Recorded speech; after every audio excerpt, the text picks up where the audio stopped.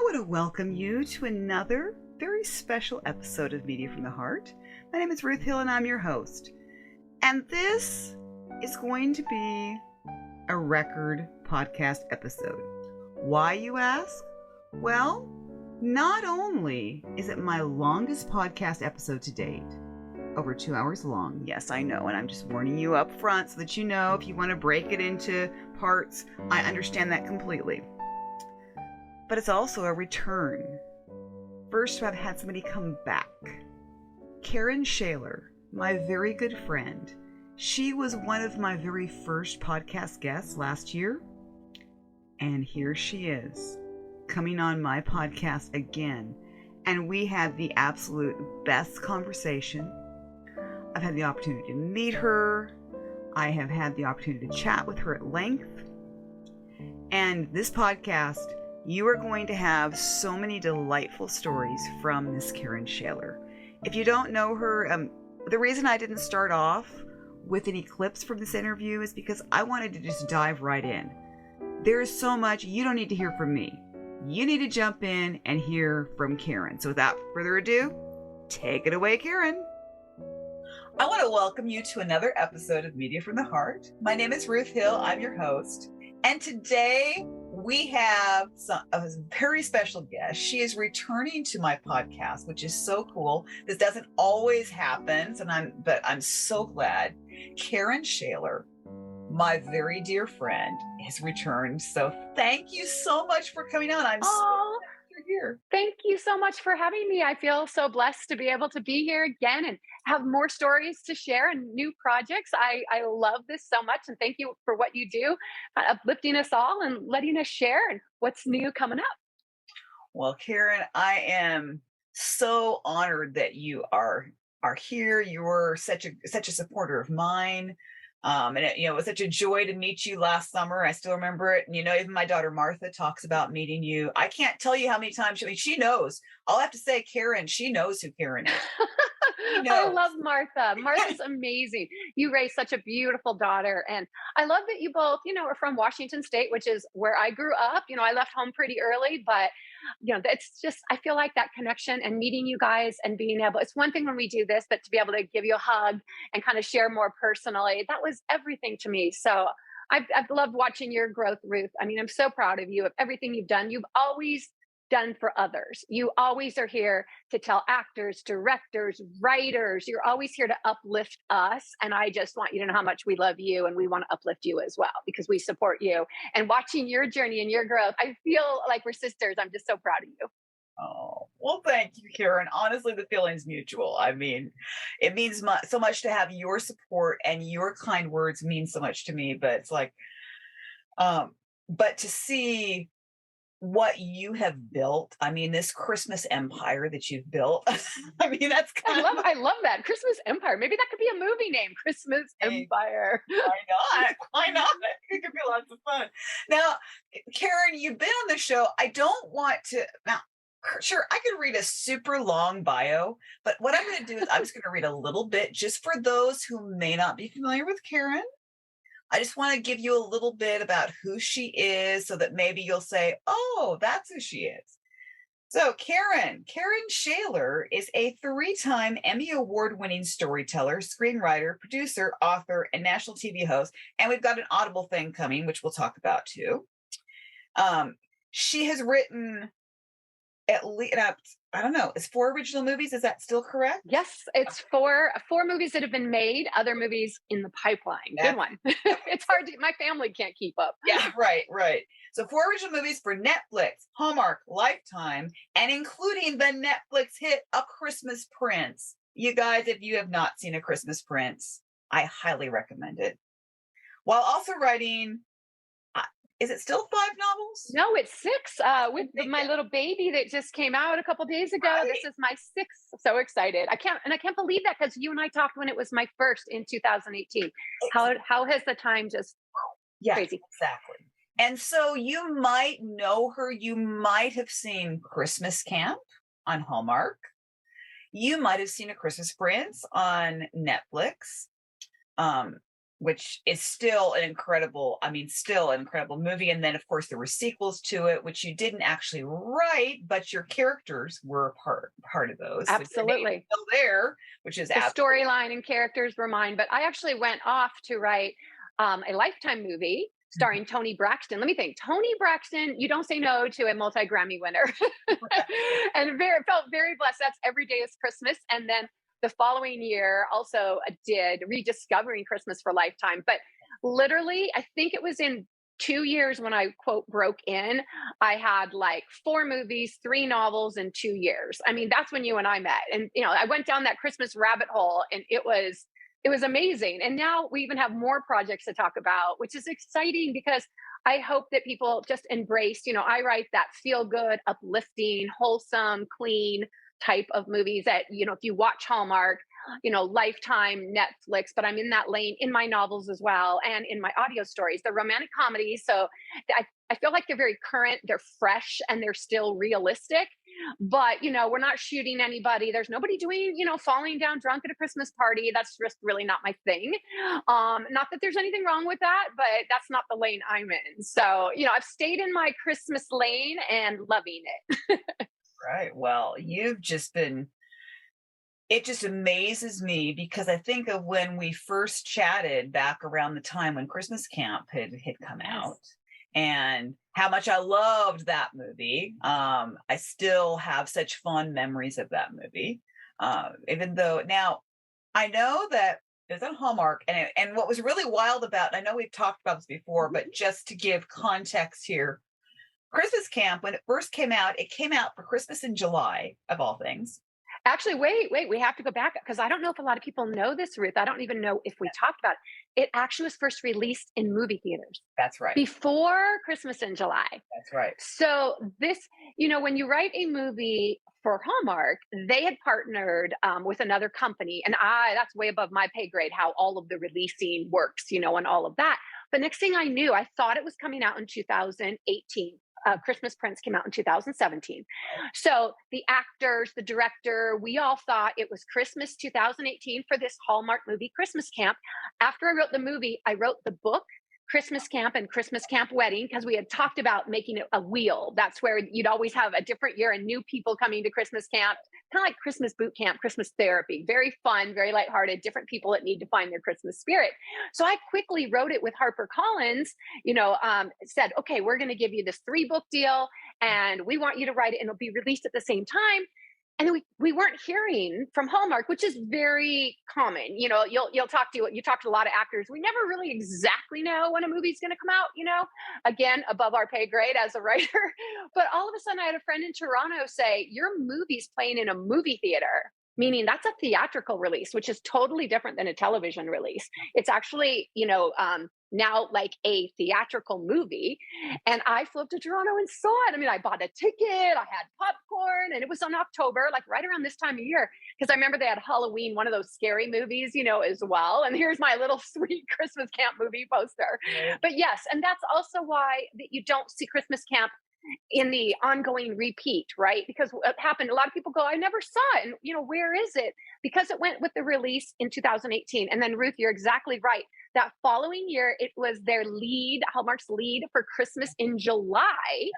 And then it went into DVD.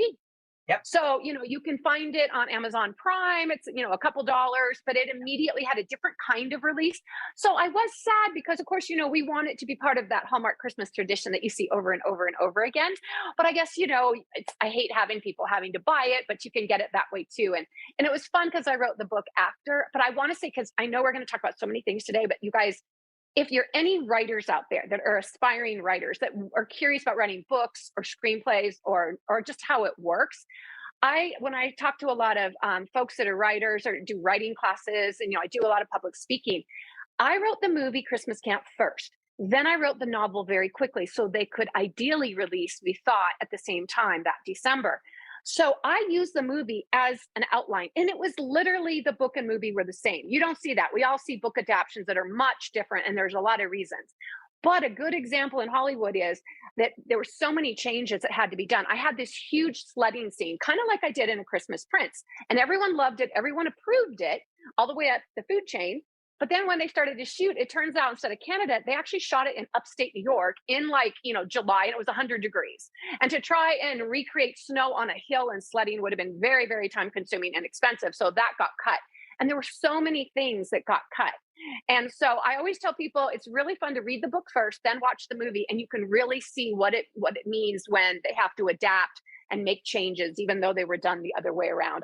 And that's why I started writing novels, because people say, you're a screenwriter. What are you doing writing books now? But it's because I realized I didn't have that control as a writer, especially of a feature. You give it back, you give it to the director, and now it's the director's baby. And they work with actors and the network and all the people that bought the movie. They become the boss of that movie. And it's going to change a lot to adapt to what is best for the viewers. So as a writer, you don't get a lot of the say in that. Yes, you can do rewrites and, you're part of it, but you can't really, you fight for a few of the darlings, we say, but at the end of the day, you're hired to do what they want you to do with your story. So I always say, if you're precious about your story, you guys, if you're writers, also write the novel, because then you have control. Then you get to be the director. Then you get to be, kind of do that. So that's why we'll be talking later. I just had a novel release that I actually have the movie for that I'm working on as well. But I kind of call the novels my therapy, because that way I make sure the story is told the way I want to tell it. Until I have millions of dollars and I can be a network or a director, this is my best way to have the best of both worlds. See, we're already giving you behind the scene tips here. That's right. I know. I love it. I love it. I mean, Karen, you could just like share all this stuff, and I just sit back and, go for it. You're so good at being able to share all these things, and you're always giving. That's something that I appreciate so much about you, Karen. I've noticed it when you've been at these conventions, like at Rama Drama. And you're always giving, and like anybody comes up and asks you for advice, you're always willing to do it. It's never like, oh no, somebody else is coming up asking me for advice, or I've answered this question 100 times. But it's like you're answering it for the first time. You always have that excitement. And I love that about you. Thank you. Well, Ruth, that means so much to me, because really, it's like, when you write, you're in a bubble by yourself. And I was a journalist for so many years, and I was traveling internationally. I do a travel show. I've been to 68 countries. You guys can tell I'm pretty outgoing, right? And I love people and I love interaction. But as a writer, it's very isolating. And I'm writing for you. I'm writing for my listener, my reader, my viewer. And to be able to interact, and I want to give back. I didn't have an agent or a manager. I didn't have any of those ways into Hollywood. And I really went, the school of hard knocks, kind of, just knocking on doors, getting kicked out, jumping through windows instead.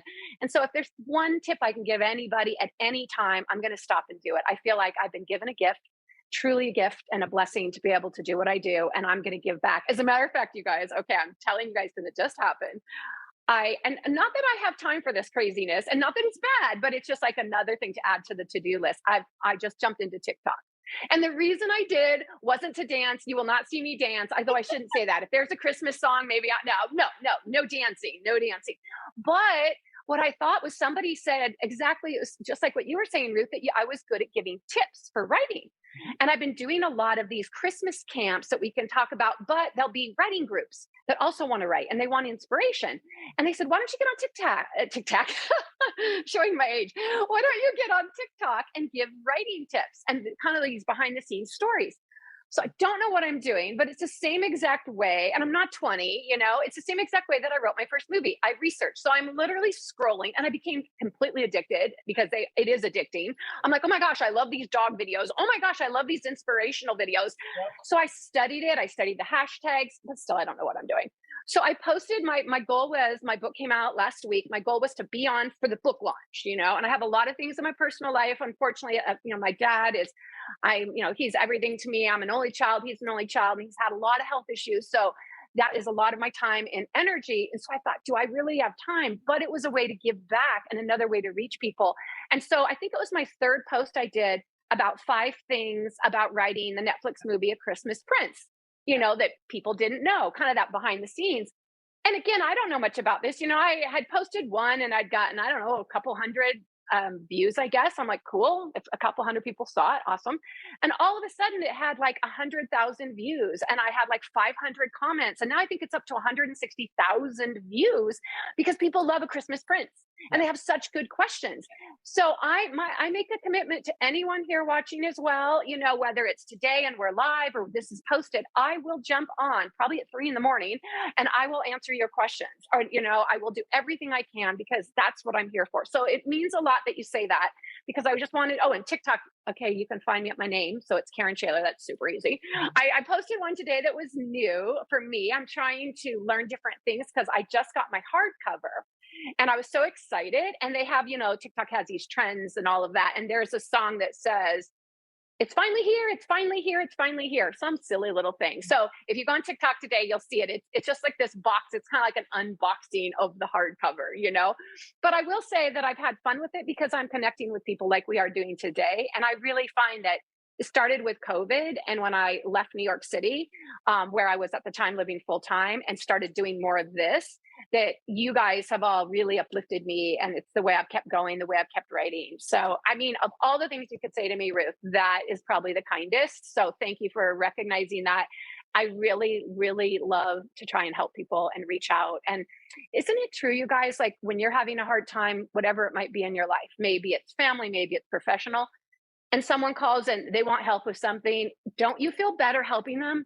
Because maybe there's an area in your life you can't fix, you can't control, you're stuck, but you could answer a simple question to someone else or uplift someone else. And it makes me feel like, okay, I can get through this day. I made a difference somewhere. Maybe in my personal life, things are super hard, but if I can help someone else. So that's the sweetest thing you could say. Sorry, didn't mean to gush, but I just wanted to share that and my embarrassing TikTok that I don't know what I'm doing. So if anyone watching does, please leave comments. Nice ones. Because my hashtag was Christmas Karen before the whole Karen thing happened. Yeah. So I'm like, I'm the nice Karen. I am not the mean Karen. So yeah, there's that too. But okay. So thank you. I just had to say that because that really touched my heart. Well, good. I'm glad that just, isn't it cool how you say something? And what I've discovered is that I'll say something to someone, even just randomly, and it's nice, but then I forget about it, and then like a week later, I'm getting a message, and I'm thinking, what on earth did I even say? Have you ever been there? Like, yes. Oh, that's right, I said that. Oh, and that meant, and you really genuinely meant it, but because it's so much a part of who you are, and you just did it, and it's like you just go and did it, and you took maybe 5 or 10 seconds, maybe literally, to just write something quick to somebody, and it made their whole day. And you're just exactly. And it can make, and just like the words of kindness, can do that so much. I started with the pandemic to doing three things at the end of the night. I have someone I call every night that was kind of helping me virtually with my dad, also doing calls, and we compare notes, how's it going? And it was a lot. And so we would say, let's do 3 things we're grateful for. And we all know that gratitude is everything. But it's been now since COVID. It started actually February 2020 is when my dad first got sick. And right before COVID, was a big thing. And so I've been doing that every single night, 3 things I'm grateful for. And it means everything to me. There are days, I'll be honest, y'all, I'll just go, I am just grateful that I am here, because I'm just beat up, and I'm exhausted. And people see this is real, Ruth met me. This is my energy. This isn't put on. I'm not an actor, goodness knows. But I love life. I wake up every day positive. I wake up every day saying it's a new day. I try so hard, but I don't, because that's what people see on my social media and when I speak. And I don't share a lot of my personal life because it involves other people and I want to protect their privacy. So you don't see the struggle, but I try to be real with you all whenever I can, that I have the struggles too. I am struggling just like you guys, but I choose to try and be here and be present and show up and be grateful and inspire each other. And that's what, it's a great segue into writing these Christmas movies. And I just saw they're starting, on Friday, which is like, I love it. I'm all for it. I told somebody, I know on one of my little TikToks, I was introducing myself. I don't think you're supposed to do that. I think I already broke a rule, but I was saying that if you're not someone that thinks you should, talk about Christmas until after Thanksgiving, you might not want to follow me because we're going to be doing that. But I love it. Even before, I think there's room to have Halloween and Thanksgiving and give them their due and still have Christmas. I mean, come on now. Obviously, I have a 10-foot Christmas wall in my living room. I am committed. So I'm excited to see it and to start seeing these movies come out and these novels come out. It's so much fun. No, yeah, no, I agree with you 100%. Um, so let's talk about, you have a new book out. I'm so excited. I And have you been know what? loving. And I love this because you shared with me that you have a lot going on in your life, Ruth. And Mhm. you're like, to be honest, I don't get a chance and the luxury to sit down and read, a traditional book. And I think it was last year, my A Royal Christmas Fairy Tale, my Christmas rom-com I wrote after writing A Christmas Prince. Yeah, And you said that you got hooked, which yeah, made me so happy. yeah. And I'm hoping this is like the same one, because this story, I want to just read it's just the one liner, because it kind of summarizes it, and you'll see where it's a little different from some of my other ones. It's the first time I put a little bit of a mystery spin. So Mhm, besides the rom com that we normally have, there's a little bit of a mystery mhm. that carries throughout. And so this line says, I should hold it up so you can see the cute book and not my little charming face. It says, Libby is planning to spend the holidays alone until a mysterious Christmas card takes her on a life changing journey where she discovers a family she didn't know she had and a love she was never expecting to find. And the reason that this was really special is I had this idea right at 2018, right when I was writing the Christmas Prince and the Hallmark movies and the Lifetime movies. I had the concept for this. And we do what's called a one sheet. And that's, people say, how do you sell these ideas? And you send it to producers that send it to the network, or you can send it directly to the network if you have that relationship. And so I had sent this to a network that wanted to do this story. But of course, there was something else they needed more that year. So I did something else for them. Mhm. But this was always on the back burner. And then the next year happened. And so when I went around, I thought, you know what, this year I can write the novel and then I can write the movie. I can do it, the other way, the more traditional way. And as I was writing it, it was, your typical what you see on Hallmark and Lifetime and Netflix, where there's a little town and there's a relationship and all, blah, blah, blah. And I don't mean that's bad. That's my, Christmas candy. I love watching it. But I wanted more. I wanted that found family. I wanted a family dynamic. I wanted it to be a little bit more in depth, a little bit deeper. And I wanted it to be something that could like really, really maybe touch people in a different way, make them look at their own lives and family relationships beyond the romantic comedy. So, you guys, I was like, the reason the Audible book, this came out Tuesday, and it is in, we call it trade paperback because it's a little bit bigger. And then we have a hardcover, the ebook, of course, and the audio normally comes out the same date. It's going to be out November 1st, just in a week and a half. That's because I got them the files or the script late. I still call it a script, even though it's a manuscript, I still call it a script. And it's because I was on page 220 of this, the original story I had in 2018, when I decided, no, a lot's changed since 2018, right? We've all been through a lot. And I decided to kind of broaden it, make it richer. So I started over. And this was like, it was due. It was due in a month. So then I had to hurry and get it done. But isn't it funny that the hardest book to write is the reviews have been the most heartfelt? People have said this kind of had made them call people in their life that they maybe hadn't called. This really made people think. They said they laughed, they cried. So I just think that it's this fun, uplifting story. And I guess it's the year to do things a little bit different. This on the house, we haven't talked about this, and I haven't put this on social media yet. It's all new.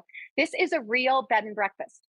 And for those of you that know, I do a travel show. You can go to traveltherapytrips.com. Of course, it was paused during COVID, and I'm waiting till next year because we still are dealing with COVID to really, ramp it back up again.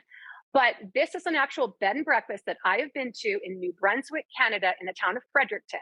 It's called the Quartermain House B&B. And when I stayed in it, it reminded me of a Hallmark movie. I took a picture of it, and then I called the owner that I've stayed in touch with because it's charming inside. It's just like the character Cece's house that I described.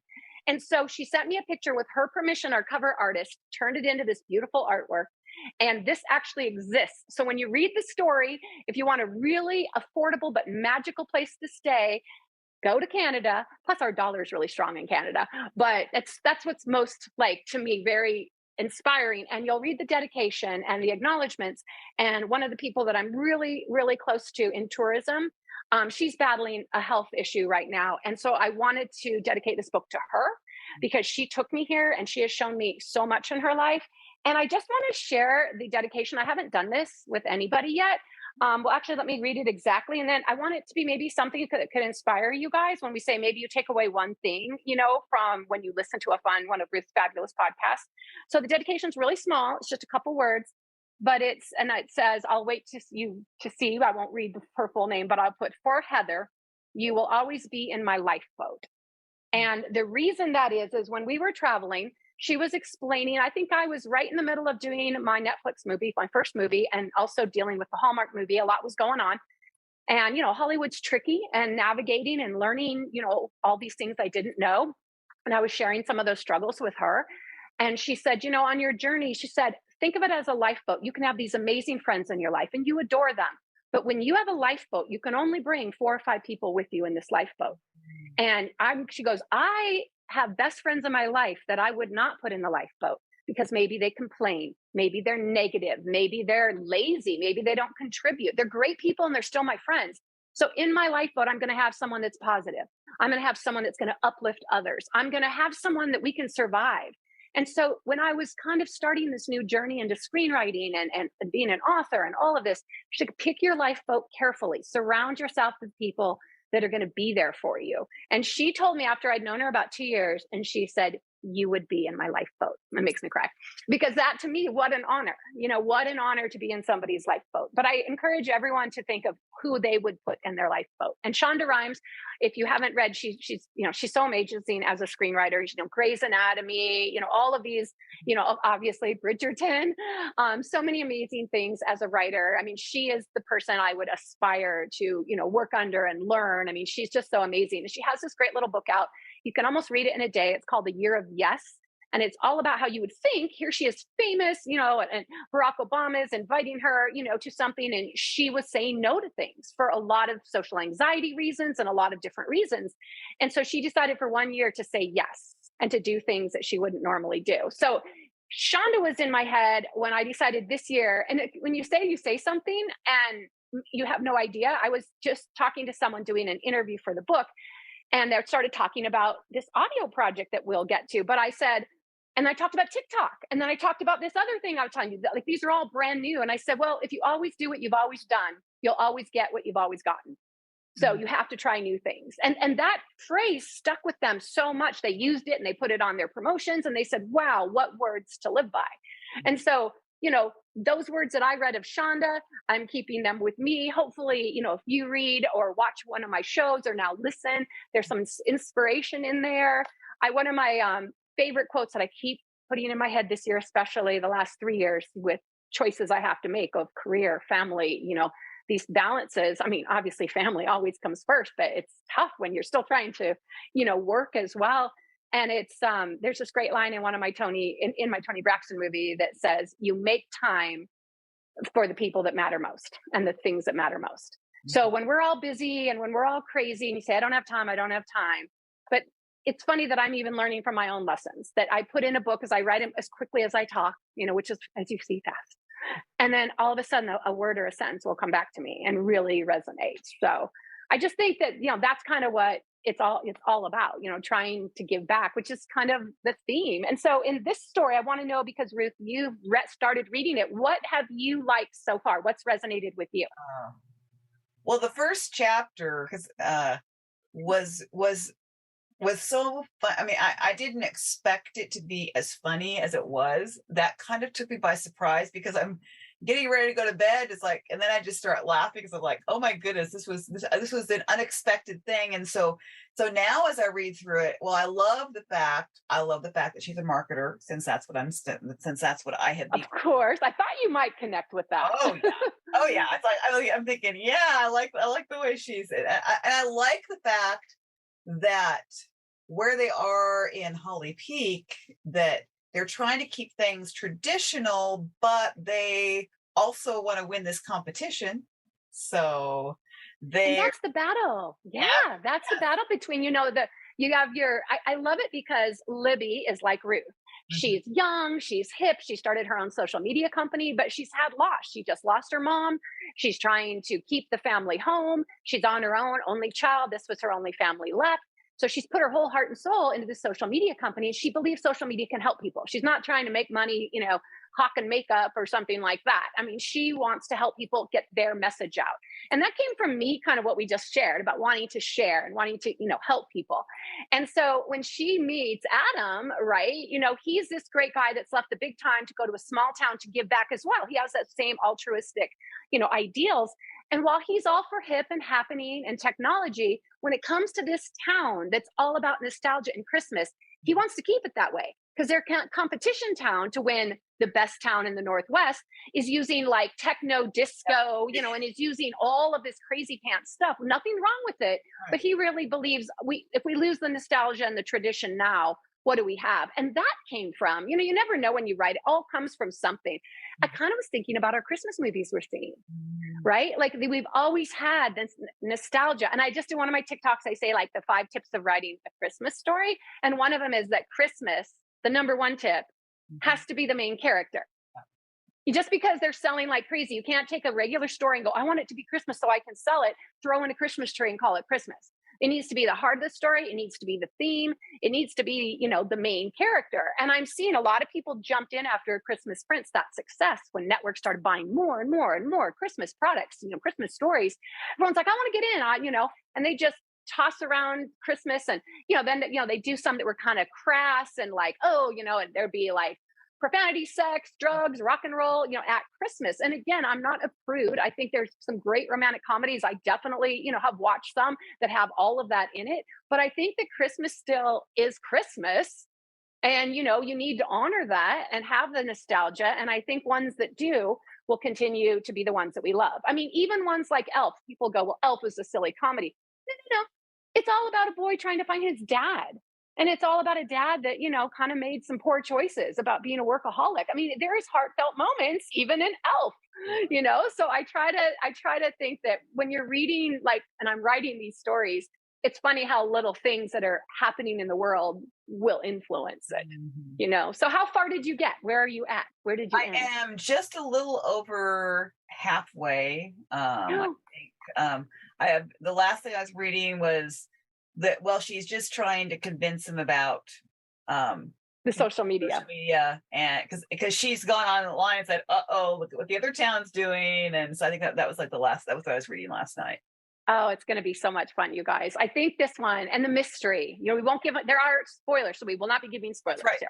But I really see it. And because I saw it as a movie first, the biggest compliment I get, reviewers that got early reviews of it to read said, I feel like I'm in a Hallmark movie. I feel like I'm in a Netflix movie and I can see it. And that's just what's such a blessing, which is why when Audible reached out this year and talked to me about a very special project, I am visual. Like I've been in TV news.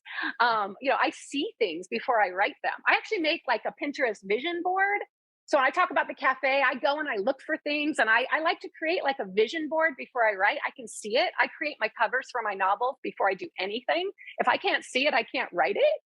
And so Audible, and I've been dying to tell you this because we should have our fun folks that have joined us that have been taking time out of their day, see if we can do some guessing, because Audible is giving me permission. This is super excited because when you sign any deal, as you guys know, whether it's publishing, movies, anything, you have a confidentiality because they get to be the ones to announce the big story first.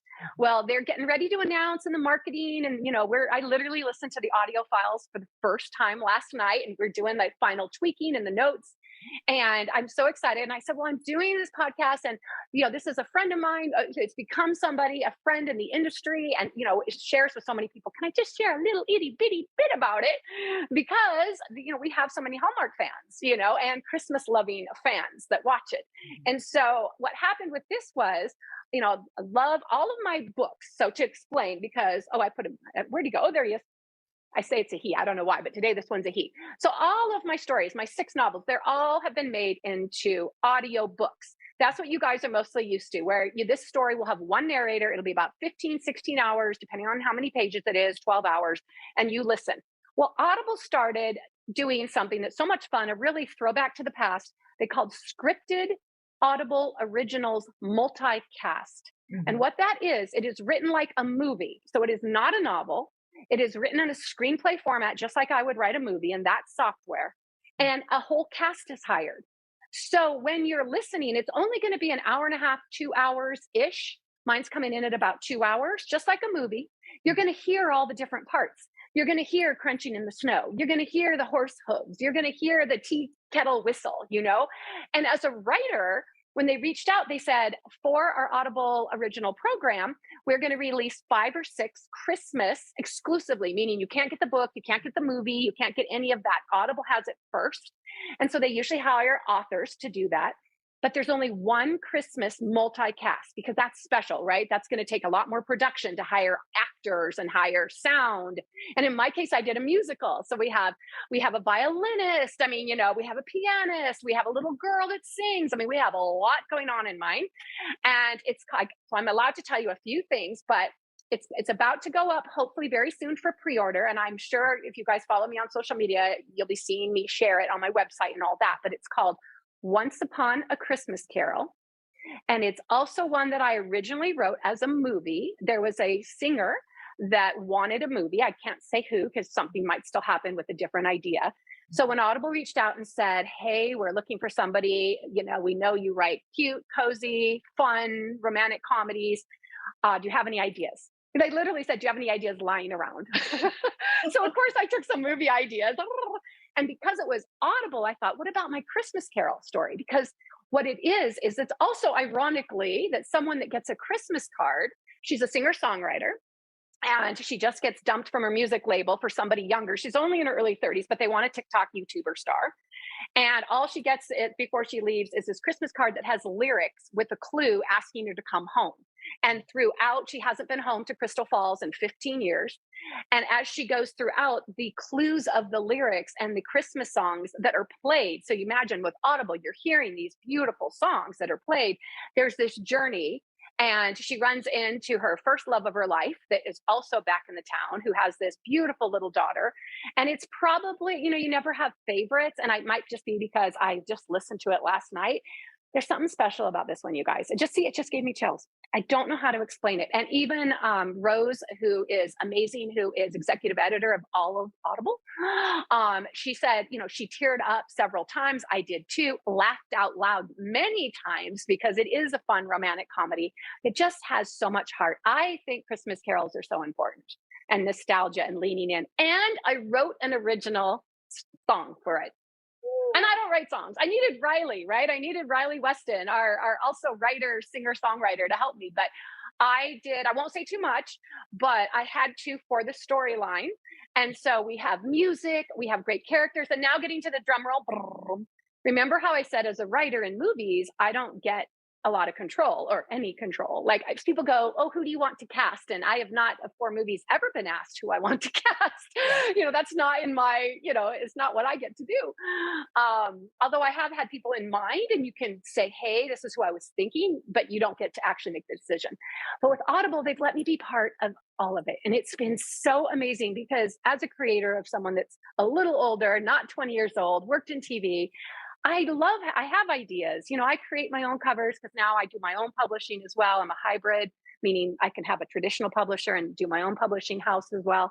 I love the creative process. So that's what we're doing now, going, oh, let's have the tree a little louder. Let's have this sound a little lower. Let's add this sound. So when I had to write the script, I had to write sounds, Ruth. It was crazy because usually you just give a line, magical. Like if it was this, I would, oh, where'd you go? So if I was doing this for a director, I would just say, magical, I wouldn't even say red because who knows what the crews are going to find when they scout for locations. I would say magical little home tucked away, magical little home tucked away in the woods, and covered in snow. And the director goes, yeah, I got it. Christmas lights, whatever. Mm-hmm. But in Audible, you don't see anything. So all of a sudden we write what's called exposition, which is a big no-no in screenwriting when you tell too much because the viewer can see it. But you would write, you walked up, you have to all of a sudden think dialogue where you're like, oh, look at this home. Oh my gosh, 2 stories. Look at how the twinkle lights, line the, awnings. Look at the 2 matching Christmas trees by the door. Like you have to say it. And then you write footsteps crunching in the snow, airplane taking off. So it's so different. And when I said, they said, and we'll talk to you about casting. If you have any dream cast, let me know. And they, sent me a lot of Audible actors that are amazing. Oh my gosh. I just realized you guys, voice actors, because you guys usually are amazing actors on television. Voice actors don't have their great looks. their clothes, their expressions. They have nothing. They can only act with their voice. They are the true troopers in my mind, because I'm just blown away. How only with the voice? Because you can just have a look of one of our Hallmark hotties, right? Am I allowed to say that these days? I mean, I love them all. They're all brilliant and smart, but they're very nice looking too. But they can do a look, and you're like, I get it. But they don't have that.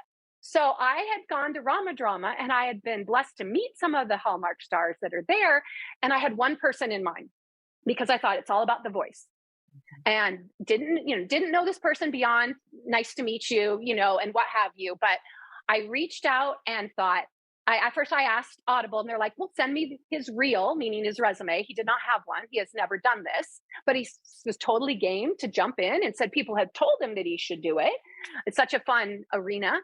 But anyway, I actually took some things where he was on some shows, some media, and put it together and made so you could kind of hear his voice and his personality. So I'm like an agent. I don't think he knows this, but I put it all together, and I sent it in.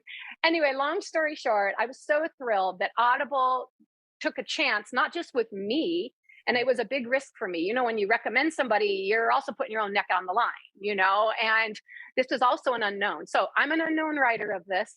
Here's an unknown star in this audio space, which is different. There's, yes, it's acting and all that, but it is different. And they let me go for it. And long and short, when I was at Rama Drama this year, he came up and said, we're going to do it. We're going to do this. So I just heard him for the first time last night, and these early clips that we're getting ready for release. He's amazing. I knew he would be, but he's amazing. So I am allowed to tell you who it is if you guess. Okay. So would anyone would like to open it up and see if anyone wants to guess? And why? Yes. I have someone. Oh, do tell. Go for it, Tim. Hi, Ruben. I'm going to cut my camera on in a minute. I was working, so I didn't want to be rude, like looking down while I was listening. But is it Tyler Hines? I love Tyler so much, and he has such a good voice. It is not Tyler, but he was on my list. I had a list of 5 people, and because he's so amazing. First of all, they all are, and I don't know why. It's kind of like I always go with my first gut reaction, of a voice. But no, he's totally on the list. But it is not Tyler. But that is a very good guess, because who doesn't love Tyler? Right. And they all have, let's be honest, they all have good voices, but I wanted a voice that was very distinctive, and with audio is different, because people start sounding kind of alike, like even us as women, right? We can kind of start sounding. And that's the other thing when you're casting, you guys, you want to hire 6 different males that are very different sounding. So when they talk, you know who it is, because we can't see them. So you got to kind of learn, oh, that's so-and-so, or oh, that's something else to consider. You might have 2 of the best audio guys to play co-stars, but you can't because they sound too similar. So there's so much that goes into it. Let me tell you. Okay, any more guesses? Keep guessing. Any other guesses? Anybody? Anyone? Naming any favorite actors that you'd want to hear and listen to? What voice would you just want to sit there and listen to for an hour and a half, 2 hours? Okay, Ruth, it's you. Okay. You've interviewed so many people. Might not be right, but I'm going to guess. Ryan Pavey? Ding, ding, ding, ding, ding. You're so good. See, I knew that you would know, Ruth. I knew.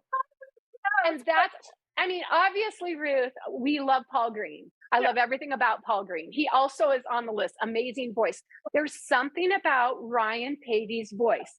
Yep. It's a little deeper than everybody's. Yep. It has this deep resonance. And for audio, I thought he would stand out. It would be a different richness. And I love it because the folks at Audible have loved him and working with him. And they said, because of course I was nervous. I'm nervous about, all of it because it's my baby.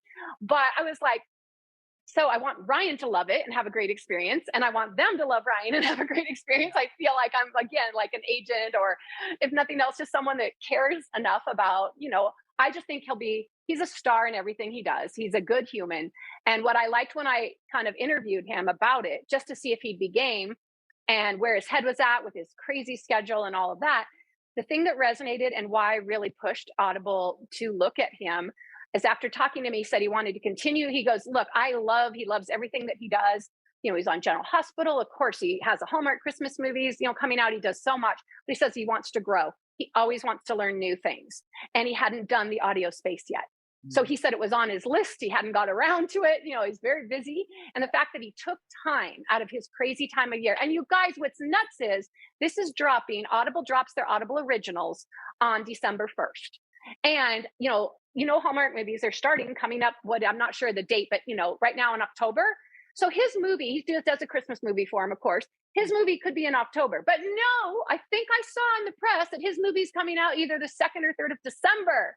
Like right at the same time as the audio project's coming out. So I'm like, what are the odds, that both of his projects and Christmas are coming out at the same time? I thought that'll be a Christmas palooza for him, but I'm just so excited. And one of the Audible people, I think it's okay that I say this, but she had said that his voice, something sounds like, it's kind of like this silken hot chocolate, this delicious voice that's just that, beyond who he is, blessed with physical good looks, of course, as a good human. I think also who you are as a human comes out more in your voice when you can't see a person. You know what I mean? Like you can hide a lot with makeup and hair and, lots going on, but when it's just a voice and you're listening. So yes. So guys, that's coming out December 1st. And before I forget, because I always forget, and then I know that there's more. Okay. 3 things I said I'm doing this year that are new. So my Audible project, December 1st, Once Upon a Christmas Carol, TikTok, which is, they say do the things that frighten you. That frightened me. I'm not shy, but it's just, there's a lot, I didn't want to mess up or make a fool of myself, which I probably am, but hey, giving it a shot. And then the other is a lot of people like at Rama Drama. I signed I think last year, 4,000 different autographs from different groups, but I can't get to everybody. And there's some people in foreign countries. And so I decided this year to make it free for everybody that can get free autographs and I found a way and get free bookmarks. I do a collectible bookmark every year. So first of all, here's the 2022. And this is because of the readers. I didn't know. I'm a screenwriter. I didn't know you're supposed to have a bookmark.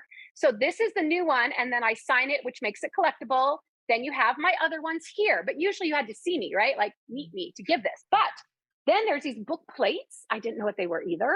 So you guys, I know you probably know, you're so much smarter than I am, but I'm going to show you for those of you that might have been like me. What they are is they're a sticker, and I designed this because it goes with Holly Peak. So see the cute little Holly, and I'm going to sign in this case, I would say Ruth. And then you take it and it's a sticker and you put it on the title page of the book. So this is considered an autograph book. Yeah. All the biggies like Nora Roberts, Jane Patterson, all of the, titans of authors, that's what they do to get as many people as they can. So what I thought, well, how am I going to get them to people? So I got a P.O. box. My little elves got us a P.O. box. And now if you send me, and I'm getting so many. I just grabbed to show you. I thought we could open one. But if you send me, I tell people, a self-addressed stamped envelope, I will put in the envelope the bookmark and the book plate. And I know some people might say, okay, Karen, this year, money's tight. We can't afford your book, but we have Christmas camp or we have another one of your books. That's okay. You don't have to buy this book, you please just send me this self-addressed stamped envelope. Open this up. Let's see if this person did it right. We won't show the name. And then I'll send it to you. And that way you can have it. Now I've had some people that sent 10 names because they want to do it for Christmas. What a great present, right? To do a Christmas signed autograph. Oh, see, this person was a smart person. So I have this, and they did exactly what I said. Self-addressed stamped envelope. The elves, we will be signing it personally to people. So we'll sign their name and we'll put them out here. And some of them I've opened group, they have Christmas cards and sweet messages. I'm like, it just makes my little Christmas heart so happy. So it's a big job.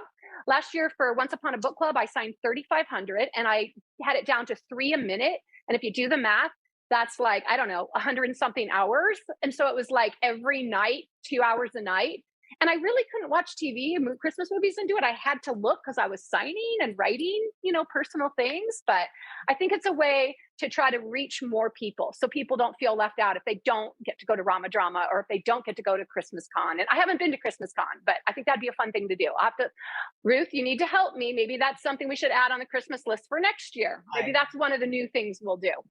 That would be awesome. I would love to see them really build up having more. I love having the actors there, but I would love to see them do a little more. I think it'd be cool. I think it'd be to have the authors on behind the scenes. Had so much fun this year at Rama Drama bringing Jeff Fisher, the director of Christmas Camp, and Lillian Harrison, the star of Christmas Camp. And we all three did a panel. And I don't think it's been done like before ever, where you went from the idea of writing it, the director getting it and his idea and how it worked, to the star getting the script and all the behind the scenes stories. And of course, the Lillian Harrison's dad is Gregory Harrison, who we love, you know? And so it was her debut kind of starring in one of these type of Christmas movies.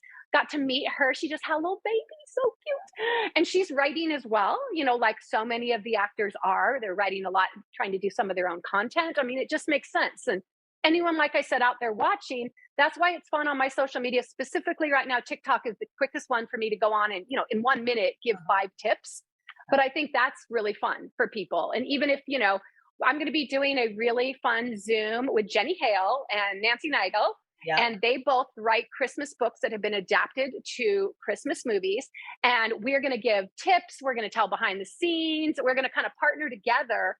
So exactly like what we're doing today, if people have questions. But I know today you were so kind, Ruth, to have me on to be able to share about my new baby. It's like a book birthday. You know, it wouldn't be right if I had a book birthday without talking to you, Ruth, because you have supported me from the very first novel.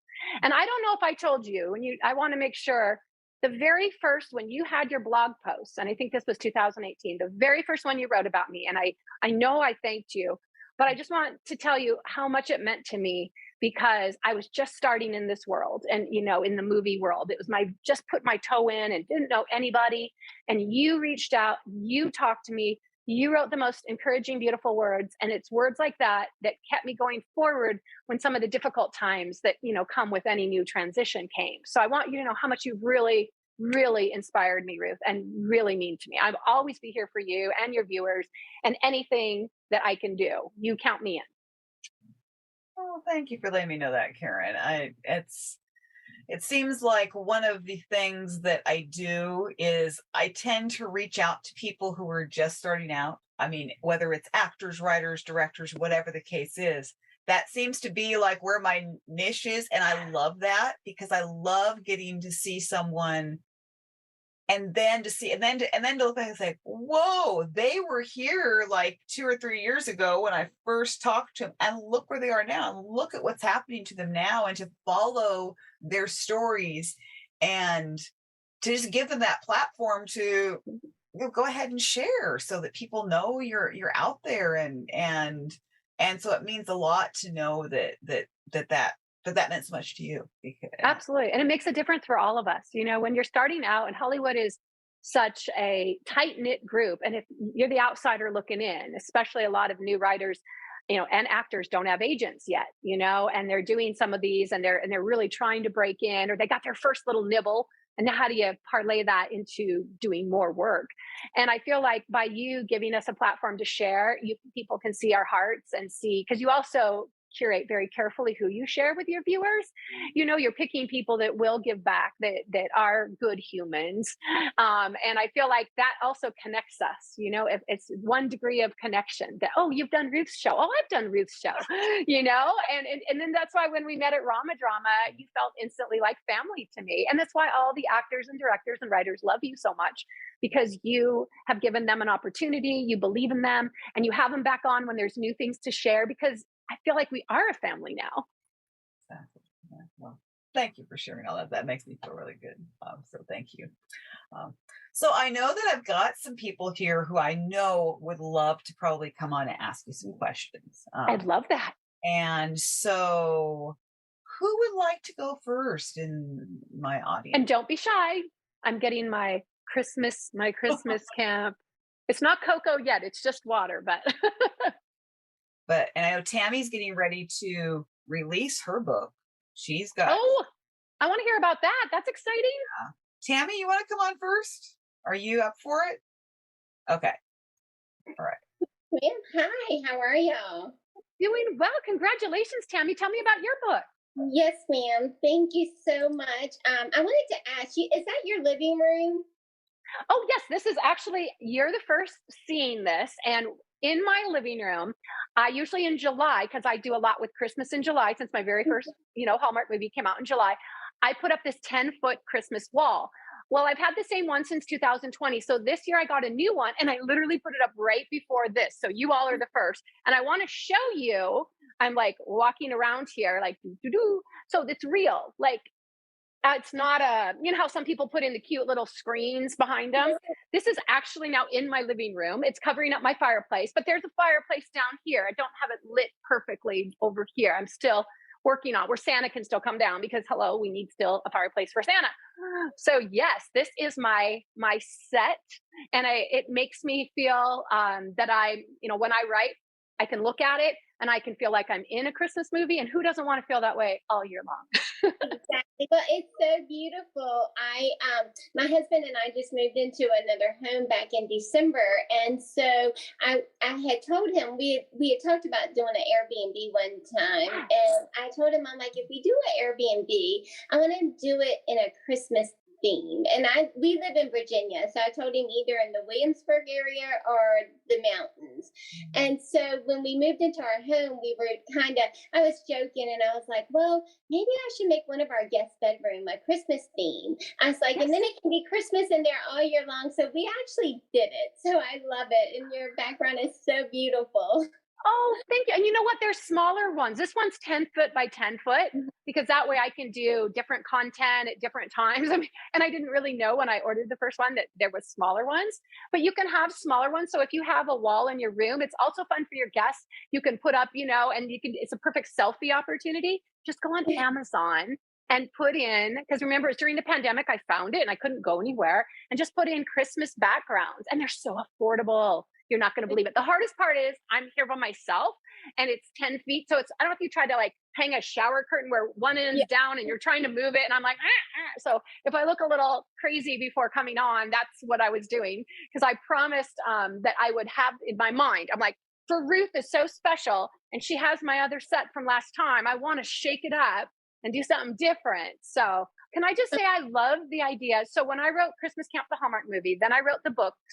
Then I trademarked it and created a real life Christmas camp. I partnered with a hotel. I brought Christmas camp to life. If you go to my website, KARENSCHALER.com, you can scroll down, you can click on Christmas camp. It's in a couple places. The Today Show came twice and did these 6-minute segments. We sold out like 200 room nights in like a minute, like a tweet. Someone watched the Hallmark movie and said, I wish there was a real Christmas camp. And I was like, there is. You can come. And you make Christmas cookies, and we did wine tasting, and I took activities from all the different movies and books and we bring it to life. And it was 10 days and it was all these different things you could do. And people came from all over the country. There was people that were 19. There were people that were 75. I had 3 generations. And then everything, we did it. And it was partnered with the Phoenician in Scottsdale, Arizona, which you're like, Arizona. But some people love getting away from the snow. But the plan was I had them in all 4 corners of the country. So I had a snowy one, I had a beach one, because I do this travel therapy is my travel brand. So it was like, what Christmas camp fits your needs? But then the pandemic hit and we had all the plans and it's been on hold since the pandemic. But I bet you your Christmas themed room is one of your most popular, isn't it? I bet it is. It is, and we're still in the process of completing our home still with decorations and furnitures and things like that. And so everyone that comes over, they're like, isn't it funny that the only room that's fully completed is her Christmas room? I love that. We need to get you some copies of my books, so that will make it complete. And, send you some bookmarks. Then you have to have Christmas books and movies on repeat. That's exactly. Well, my book that I did that I'm super excited for.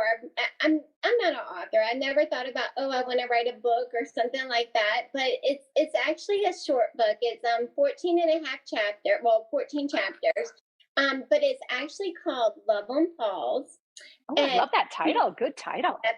PAWS. So I came up with that. I came up with the cover. It's with a publishing company in Richmond, Virginia, but I did self-publish it.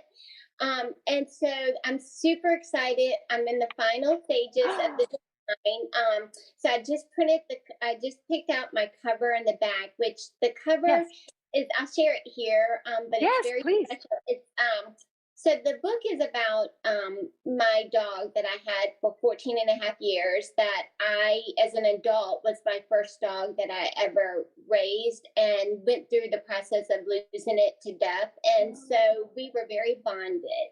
So the book is about growing up, having a dog that you raise and going through the stages of life and then the grief process and the things that you go through with the grief of it. And it's about getting another dog and overcoming the grief, but it also has information in it, not just about our story, but about what dogs give us, and about God and how they like heal us.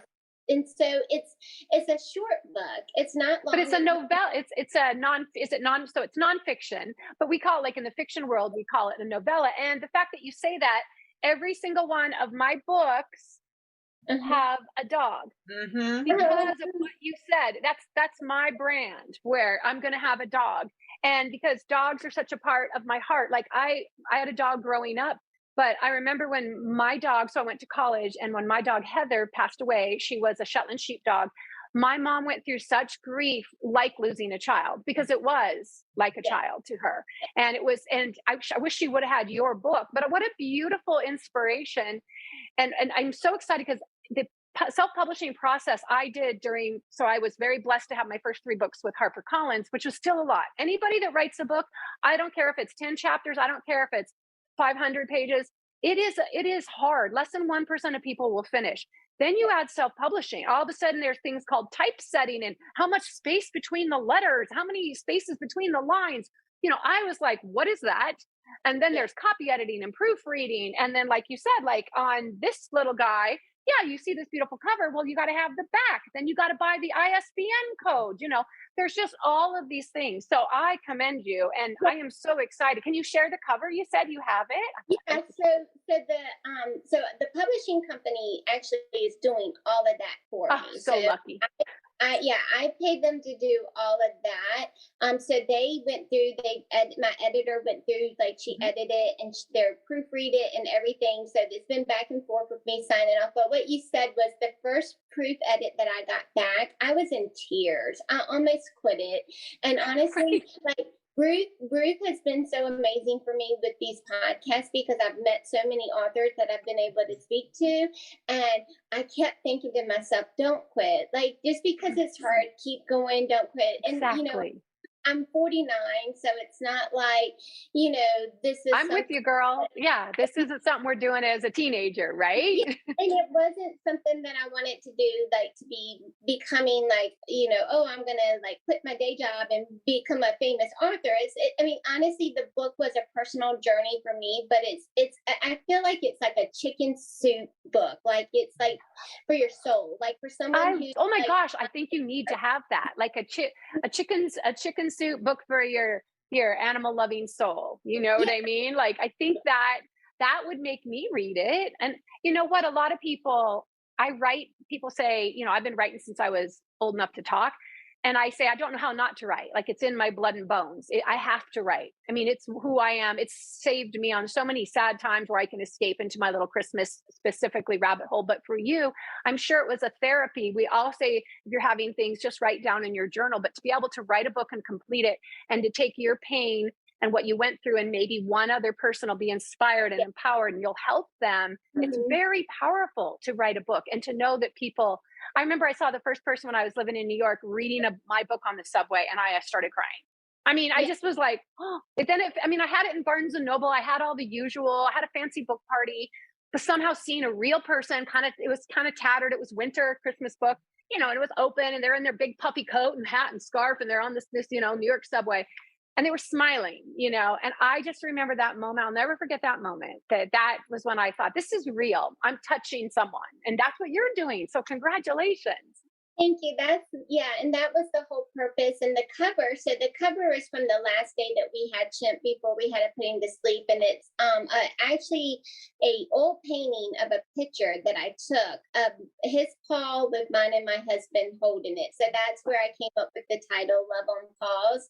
And so anyway, it turned out so beautiful. I'm so excited. But my question for you is that I I would like to know, so because I'm in the design process right Mhm. now, like we're almost done. The only thing that we're pretty much waiting on now is my endorsements, which Okay, I did get my vet who helped that's me. great. She took care of Shem. She took care of our new dog. So she read it, and because I have the little thing, but I'm having trouble, like, because my publisher said to reach out to people that are famous or people that are authors and things like that that you can get to do endorsements. So as a book author, how do you find it, like, because I'm having trouble getting, like, I've sent it to a few people but I haven't gotten anything back, or they've said, oh, send it to me, but because I want it to be nice and I want to be able to have Great. some people that will write back in and read it. So how do you as an author get your endorsements for your book to be able to, like, have it be put in the book? I love that question. And, you'll love my answer. I don't think your publisher will love my answer. I don't. Okay. My first four books, four books, I Okay. didn't because I didn't know any authors at the time. I Mhm. didn't have anybody. It was the same as you. I had so many other things that were more pressing. I wanted to make sure the cover looked good. I wanted to make sure the copy was copy edited good. In terms of the energy of reaching out to people that didn't know me and asking them to read, mine's 380 pages. To ask somebody to read a 380-page book that doesn't know me, someone big enough, right? That would matter as an endorsement. And I didn't think so. I researched, and a lot of my top favorite authors didn't have an endorsement. Now, the biggest thing that I did that's huge is I have reviewers. So HarperCollins from the beginning used NetGalley, which is the best money you will ever spend. I do not get a kickback from NetGalley. But what you do is you put your book up, and then everybody from booksellers to librarians to educators to regular reviewers, you see their profile and you get to decide. You pick the one. I always say don't manual, meaning anyone can have it for free because you're putting your file, your EPUB file up there. And what it is it's before the release. So if you go on my Amazon right now, I think I have 25 reviews. My book just came out. But these are people that have had my book for a month and they review it. Now, you as an author pay for that, but those reviews is what I put in Amazon. Those reviews I put in my press release. These are readers. Sometimes like they're librarians and the librarian will buy the book. So I'll have like library journal. There's 7 or 8 places besides Publishers Weekly, which is really hard. I've been blessed that mine have been reviewed in Publishers Weekly, but that's almost impossible, at the beginning. I think obviously because I wrote The Christmas Prince, that did not hurt to help me kind of stand, like, hello, so I'll be honest, that's not something easy, but NetGalley, then you get, I think I had the first year, like a couple hundred people asked for my book. And at first I'm like, I don't want to give away my book for free. I mean, I didn't know. Like, I was like, well, how does this work? How do I know? There's no guarantees. It's their honest reviews. And you get maybe 20-30% of them. But I have learned as an author, not only is it visibility, because Barnes and Noble asks to read it, right? This is early. So I Mhm. never had an endorsement from a person on my book until I went to Rama Drama last year, where I Mhm. met in person Jenny Hale and Nancy. They told me, they go, do you want us to endorse your book? And I'm like, guys, no, you don't have time to read it. They both have Christmas books. They're both in it like I am, very busy with families. And they're like, Jenny was like, I'll read it. And she goes, here's the thing. I'll read their book and I'll give you an overall review. Meaning she didn't say this book is, she said like, Karen is the Christmas loving queen because Yeah. she knows my work, and it was generic, but they offered. So I guess my very long answer is, I don't think you need an endorsement when you're a brand new author. I think reviews from regular people and real people mean a lot more than you'd have to find somebody. Like if I did a review for you or Ruth, it wouldn't mean anything because we're not in the dog loving world. I mean, we're not in that niche. You'd have to find somebody big enough that was in the niche and do exactly what you're doing. And people are so busy. So I feel Yeah. like you have to have a little bit of, a little bit of something. I have had, which is kind of funny, and I've had this. So the first year, I didn't even think about it. They did ask, do you have anybody that you could endorse? But I also had a list of 1,000. I was writing movies, a list of 1,000 things to do, and I just decided, nah. Now on my cover, and it wasn't that I was shy. I just didn't want to. I knew it'd take a lot of time and energy. So once I did send it to the press. So I'm huge with press because I was a journalist. So I have a press release and we had sent it out. And so Entertainment Weekly did a story about me. This was because I had movies and books. So again, a little bit different. I was very blessed with this unique situation. And it's on every one of my books where it says, it says Karen Schaleur, a holiday publishing darling. And so that is like an endorsement. And when you read here, this is what you're talking about. These praise for Karen Schaleur. That's what you're talking about. So I have Publishers Weekly, Entertainment Weekly, Publishers Weekly, Library Journal, and Money Magazine. I don't even have Jenny here. I don't have my Jenny Hale. Now on my Amazon, and how sweet of her to offer. So I guess that's a very long answer to, I know it's a thing. I know a lot of authors do it, but I personally just felt like, unless I had a real connection, like let's say your veterinarian said, I absolutely know this woman. She's a bestseller. And I bet you she would. That's where you could put out feelers. If you know anyone in that lane that knows somebody, but it's asking a lot to read the book, for even as someone So I just feel like if I'm reading, I'm not going to notice that Shonda Rhimes, someone I admire, says something. I'm going to see Susie Smith that says this made a difference in her life, means just as much to me as someone, quote, famous and recognizable. So you do need, be nice to have some reviews. And I've never put them on my books because I don't get them in time.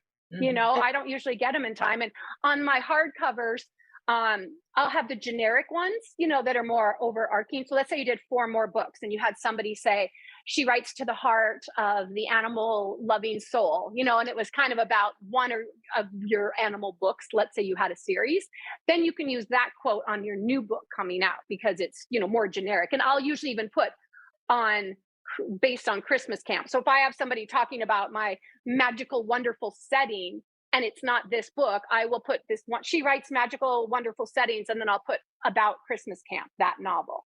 So I know that's a long answer, but I honestly don't think that is as big an area as you need unless you have a natural fit for a natural person to make it big enough. Does that help? Yes, ma'am. That's perfect. But definitely look at NetGalley. And like I said, it's an investment. And there's ways you can partner sometimes in co-ops. And I haven't had an opportunity to do that to make it more affordable. But that's a really great way to get authentic reviews, that are real people that know how to review. And they'll only ask to read it because they're busy too. And they get, their rating. You want a certain rating to make sure, well, how many percentage do they read and how many do they actually put the review, because it's not 100%. And so they only ask for books to read that they're going to review to keep their rating up so they can stay on NetGalley because it's this approved way. So that would be my number one suggestion. And then there's another one called Edelweiss. There's a couple other services, but be careful about these small places that are saying, we'll get you reviews, because some of those are even real. They'll make up names of people, and you want the people to not only give a review on the site that you can pull for your book, you want them to go on Amazon and leave the review, and Barnes and Noble and leave the review. You need them to be real people. So just be careful and feel free. Ruth can tell you to reach out to me if you find a review service to let me see it, and I'll say thumbs up, thumbs down. But kind of the gold standard is NetGalley or Edelweiss. And I would recommend, if there's any kind of way you can go in with ask your publisher if there's some other authors that you can go in together as a co-op, so it wouldn't be quite as expensive. I think the opening one is the one that I do is $499. I know it's a lot. I know it's a lot of money. But I also think that it also gets the word out. It's the early buzz. And you also get, why did people ask to read the book? And it'll say cover, blurb, author. And you kind of get this, you get all the information, plus you get their emails. So now you have an email list of people that I just reached out and said, hey guys, book came out, please leave your reviews. And I let them know, like right now, I forgot to mention, but if for the authors out there, I'm on Goodreads giving away 5 autographed copies on Goodreads. So go on Goodreads, get your autographed copies. You've got another couple weeks to enter. So those are the kind of things that I definitely would recommend. I think there's so many things that traditional publishing says you must do. But at the end of the day, it's more important that you get your book out and you work on other things, and reach. I'd find 10 media people that, and you know how you do that? You Google your book. You Google top 5 pet books, top 5, I'm just terrible, but pick appropriate. See, there's authors that are, journalists that are, these are the top 10 books about, this. Then you reach out, hi, I wanted to get on your radar. I have a book about this. Happy to send you a copy. That's where your time should be, for sure. Okay, that's great advice. Thank you so much for that. You're welcome, and congratulations again. This journey, your first book, you'll never have another experience like your first book. I'm so proud of you because it is a lot. It's a lot to take in, and it's amazing. I can't wait to see it. Oh, thank you. I so appreciate it, and the best of luck with you and everything you have as well. Oh, thank you. Thank you so much. See why I love doing Ruth's show? It's always so fun. Yeah. Well, I love what I have loved is that the people who are coming on, they follow the same spirit that I put into the show. And I love that. Because sometimes when I tell people about the show, oh, I've got a virtual audience. What? And they're just kind of, but it's like, no, but they're really good. I promise. It's like a positive thing. I mean, I hear nothing but positive feedback from anybody who's been on the show because I've got these really great people. And Paula Cooley, I know you have some questions. She is actually like my unofficial co-host.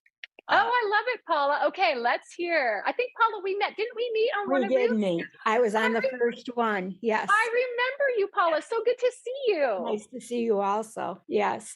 I have a couple of little questions because are you putting that scenery up yourself? Like every single bulb, every single candle? Oh, I love that you asked. I'm going to jump right in. So yes, I put it all up myself, but it's like a curtain. So it's not really. So let me show you. So it's like, it's this huge 10-foot curtain. So like this ball is just part of the curtain. So I didn't have to decorate it, but that's the hard part to put up. I don't know if you see behind me, I'm wearing my workout pants here. It's always very real when you talk to me, but getting it up, it's like this heavy duty canvasy, like a set. So it's not wood, which would be really, really hard, but I have to kind of tripod to get it 10 feet. And then I have to move it this side 10 feet and you have to clip it on and you have to make sure it's even. And it just came out of it comes folded. So that's why you'll see some lines that will probably be gone by tomorrow. But yes, I think it'd be really fun if I could really have the set and like do it, but it does look real. So you thought this was a real tree. That makes me so happy. I did. And I wondered where you stored all that stuff because you said you changed it. Oh my gosh. Well, it's so funny. When someone came to my Christmas camp, one of the sound bites in the Today Show segment, they interviewed her and she said she has, I can't remember what it was, like a 10-foot by 30-foot storage unit that's just for her Christmas decorations in the town she lives in. I'm like, I could totally get down with that. So usually I'm doing Christmas camp and I'm traveling, so I don't even get to decorate my own home. But when COVID hit, and I was also in New York City for 15 years as my primary residence, my place wouldn't even have a little tree. So, I mean, I lived in New York. I had Rockefeller Center if I needed to see a tree, or I'd be downstairs in the restaurant where, you'll see a lot. Every one of my stories has a cafe or a restaurant in it where I take from the restaurants I spent time in New York. Like one of them there was always like 60s, 70s Christmas music. And I thought, wouldn't it be fun to have a tree with the old fashioned 45 records hanging on it, with like red ribbon. I have another one that's a wine bar where, and this is something I do with my friends. If we have wine, we take the cork and we write with a Sharpie the date and who. And maybe it's like book launch or movie launch. And then I have a big glass jar so you can pull it out like a scrapbook. But I thought, oh, wow, you can hang it and have a cork tree. When you have people come over for dinner, whatever wine you have, they can have their ornaments. So these are all things, a lot of this stuff doesn't really happen in my real life, but I'd like it to. So I'm trying to project it by putting it in my movies and my books. So first of all, I'm loving your question because that means this works. This makes me happy. It did work very well. My sister passed away from COVID and I inherited like 150 Christmas Village houses and they're all in my basement. And I'm thinking, what are you doing with all your boxes? Oh, yes.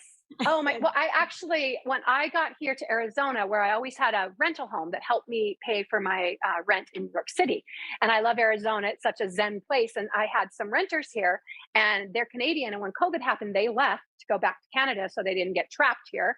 And I came here because I didn't want to get trapped in New York because my place didn't even have a freezer to, store food. But I have a storage unit, even though I am in 5 times the size, because Arizona, it's very affordable. So, I have 2 bedrooms, 2 bathrooms, just a condo, nothing too fancy. But you could say, well, Karen, put all your stuff in your second bedroom, but I like people to stay. So I went and got a storage unit. There's actually during COVID a wait list for 6 months because everyone was moving here and putting stuff in storage or leaving or, it's such a transitional time. And that's for my books. Because I'll get these huge boxes of books like, oh, the Czech Republic, here's copies. Oh, Germany. And now I have 6 books and, I'm ordering 100, 200 copies. So forget Christmas decorations. I just have it's filled with books and Christmas and my winter clothes that I kept from New York because I planned to travel And I am right now in Scottsdale, Arizona, where it's still 100 degrees. Yeah. But yes, I know. But I'd love to see your little houses one of the times because I think they're magical. My grandpa used to make crazy. He was so amazing. He could see a house and take pictures and do scale with little balsam pieces of wood. And he would make these beautiful houses. And I remember there at some libraries in Tacoma, Washington. But he also put on the walls some really cool shelving where he could put them. And you could do that with lights. And I'd have them out all year. I think they sound magical. Or maybe you can partner and put it in the Christmas room. Yeah, she had 3 layers high. I mean, my father built a regular wall for her during Christmas, and I that's love but that. it's all in my basement now, and I'm trying to convince the grandchildren to inherit it, but I haven't had any takers yet. Oh no! Can I be a grandchild? I'll be one of your sisters. Sure. Oh my goodness! And I understand because you want it to go to a good home. You know what I'd recommend? Obviously, that's a huge collection. Maybe pick out 1 or 2 that are your real favorites that you know that your sister loved, and make sure you put them out as part of your decoration, even if it's in your own private room. I mean, I just think that's so important. You know, I know she'd love that, and I'm sure she's watching down on you. And you know, again, you can't have the whole collection. Right. Or maybe that's something with your grandchildren. You find one that maybe, and they can have one and they can each have a remembrance of her by having one. And you could put on tape on the bottom, you know, her name and all of that. My grandma lived to be 104. She was amazing. When she was 90, I remember, and she was healthy as could be. We came over and she gave us Sharpies, and we were visiting here for lunch. We're like, what are these for? She goes, I want you to walk around and mark whatever you want. So when it's my time, everybody knows what they're getting. And I'm like, Grandma, that is not okay. But to her point, she's like, I want people to have things that matter to them and have good memories. So we'll, you know, so somebody would be like saying, I want the Christmas collection, you know? But I have done gift. that.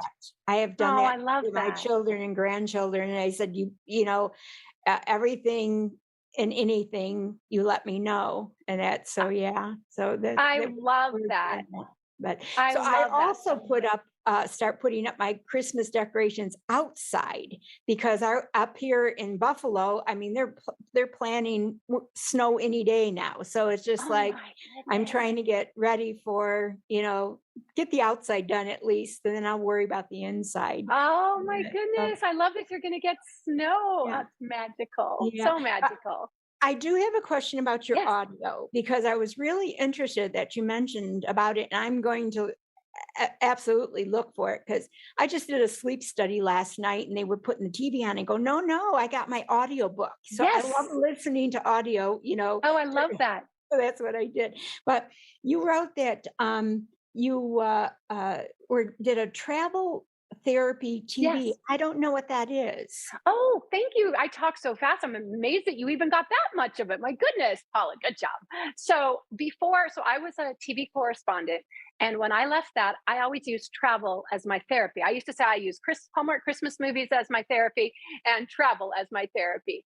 And so I put together, and it's called Travel Therapy Trips with an S, TRIPS.com. And I just relaunched the website in February. And so I did it Valentine's Day because travel is so close to my heart. I haven't been talking about it as much. That back in 2008, we were going to turn that into a reality show and show how travel inspires and empowers, kind of take different people with different issues, just like my book, like where do you need to go, you know, in terms of travel? Maybe you're going through divorce, maybe you're going through a breakup, or maybe you've lost, I even talk about a loss of a pet. You know, like things that, you know, different things and how travel can uplift you and inspire you. And I started doing that when I first quit television news. I was in Afghanistan as a war correspondent, and I came out and I started Travel Therapy Trips. And they were TV segments originally, and they were everywhere. They were on at the airports. And back in the day, they were on AOL. They were on Amazon. You know, they were free on Amazon Prime. But the regular home for them, they aired during Good Morning America, Weekend, Live with Kelly, and it was like Michael and then Ryan because it was for both, and then Rachel Ray. And this was in WABC in New York City. So it was the New York City audience. You would have probably got it in Buffalo because it was that, you know, area of New York, Pennsylvania, Jersey, you know, and all of that. And I did that for the last 10 years, and it only stopped during the pandemic. And so I'll travel to different places. I'll put together these 1.5-minute like TV segments. And then that's where they're living now on my Travel Therapy Trips website. They're also been picked up by some international groups that air them. There's kind of like Getty Images. There's places internationally that want travel content. So I've been told they're all over, and it's really my heart. I mean, I love travel therapy so much, and it's actually in all my books. And that's why when I was talking about the new book, I was shooting my travel therapy TV segment in New Brunswick, and I included this in travel therapy TV. And so I've been to 68 countries. And if you saw my book, Finding Christmas, there's a gazebo that's loosely inspired by Leavenworth, Washington, where I grew up as a kid, a magical Christmas town. But every single one of my covers is a place of travel therapy. And that's why Christmas camp was going to be under the umbrella. Like, travel therapy, where do you need to go? Christmas camp, where do you need to go? And then different locations. So you can incorporate the travel, whether you want that snowy Vermont Christmas, or you're like, I want to be at the beach surfing Santa type Christmas, you know? So it's so close to my heart. And it's been so hard with the pandemic. I just didn't feel comfortable having the Christmas camps or encouraging people to travel, saying, go here, while there's still so many, people that are suffering from COVID and like your loss. I want to be really honorable and make sure that it's safe to travel, or as safe as can be. Travel is a bit of a hot mess too. I mean, I traveled around the summer carefully for conferences like Rama Drama, but let me tell you, it's challenging, right? It's still not, it's not easy, but I still love travel, and I encourage everybody to go as long as they're safe, and make sure they have backup plans, if they're bumped off of flights. Or I still wear a mask, that's my choice. I know not everyone wants to, and that's okay, but thank you for asking, because travel therapy, is so close to my heart. That was my first book. That was nonfiction. That was my very first book. It's still out there. It's not supposed to be. It was supposed to be taken down off of Amazon, but I think it's still showing up there because I might redo it. It came out in 2008, I think. And it's actually not dated. I never gave prices because I wanted it to live, but it's a fun book. It's a colorful book. And you might say, there's a quiz. Okay, I'm going through a breakup. So which trip should I go? And you take a quiz, and then you pick, and then it's different. If you picked A, here are some places. If you picked B, and there's pull-out quotes from different people about how travel's changed their lives. So it's a fun book. That was my first book I put into the world. That was my baby. And it took me 10 years to have my next one, my fiction novel. I'm going to look that one up. In your education, it said that you had a double major. You did broadcasting journalism and sociology. How has that help you with your writing? Rom-com. Oh, I love rom-coms, or the writings that you're doing. I love that. Oh my gosh, you know what? Nobody has asked me that question, and I do a lot of these. So that is a brilliant, I could see, Ruth, wow, you love this woman. She is like a co-host. She's phenomenal. Yeah. No, that's such a good question. And and the reason I love answering it is because it was a very thoughtful decision as a writer. I knew I always wanted to write novels and movies when I was little, but I had a bad experience as a young kid where I wrote a project and they said I got an A+, but then on creativity and execution, but they gave me a C- because I missed 3 commas. So punctuation. Oh. I'm like, do I speak in commas, people? Do you all hear me pause when I talk and breathe? No, I do not. So I remember as a little kid feeling that was so unfair, like I had created this story. Obviously, commas matter. We've seen the funny things about that, and punctuation we know is huge. You don't know how many editors I hired to copy edit and proofread. That said, when I was young, I thought, well, as a broadcaster, I just have to say it. I don't have to type it, I don't have to, do any of those kind of things. So anyway, with all of that said, decided to be a reporter, because I thought before I write movies and novels, I kind of have to have something to write about. Because I just came from a small town. It was just my single mom raising me. Nothing was going on. I didn't have any exciting stories to tell. I was a gymnast. I worked out all day, studied all night type of thing. So I wanted to be a TV reporter. I wanted to travel to third world countries. I always wanted to be a war correspondent, but I really wanted to be a war correspondent because I wanted to go to third world countries. And I wanted to tell about people, diverse people, and different societies. I was fascinated with Africa, the things I'd read as a child, and I wanted to go to Africa. So I picked a lot of broadcasting people in the news, picked poli-sci because they're going to do politics. And I actually worked at CNN. I was on Lou Dobbs' show back in the day where I was a White House correspondent. But I never wanted to do the politics sides. As a matter of fact, every time somebody gave me a politics story or a politician, I would say, no, I can't.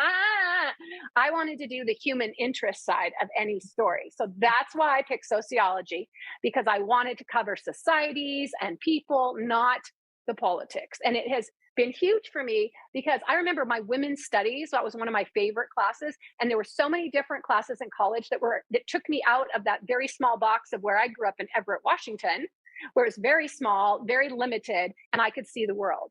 So to me, sociology was a huge way, although I got tricked by my advisor because I was doing broadcast journalism with a 5-year program, and I had moved out to have out-of-state tuition. I was a nanny, 17 years old. I moved to California on my own, was matched with a house where I could, be a nanny, go my senior year so I could get residency for college and not pay out of state in California. So next thing you know, the program at Cal State Fullerton was 5 years. Traditionally, there were a lot of people in the classes. So I need to do it in 4 for financial reasons. So I'd stay at Christmas and I would stay at summer and I would take those intersession classes. So all of a sudden, my advisor, I had sociology as a minor, and he said, you're just 3 classes away from getting a major. That'll look good on your resume. And I'm very competitive. And he goes, plus broadcasting, very competitive. And I'm like, okay.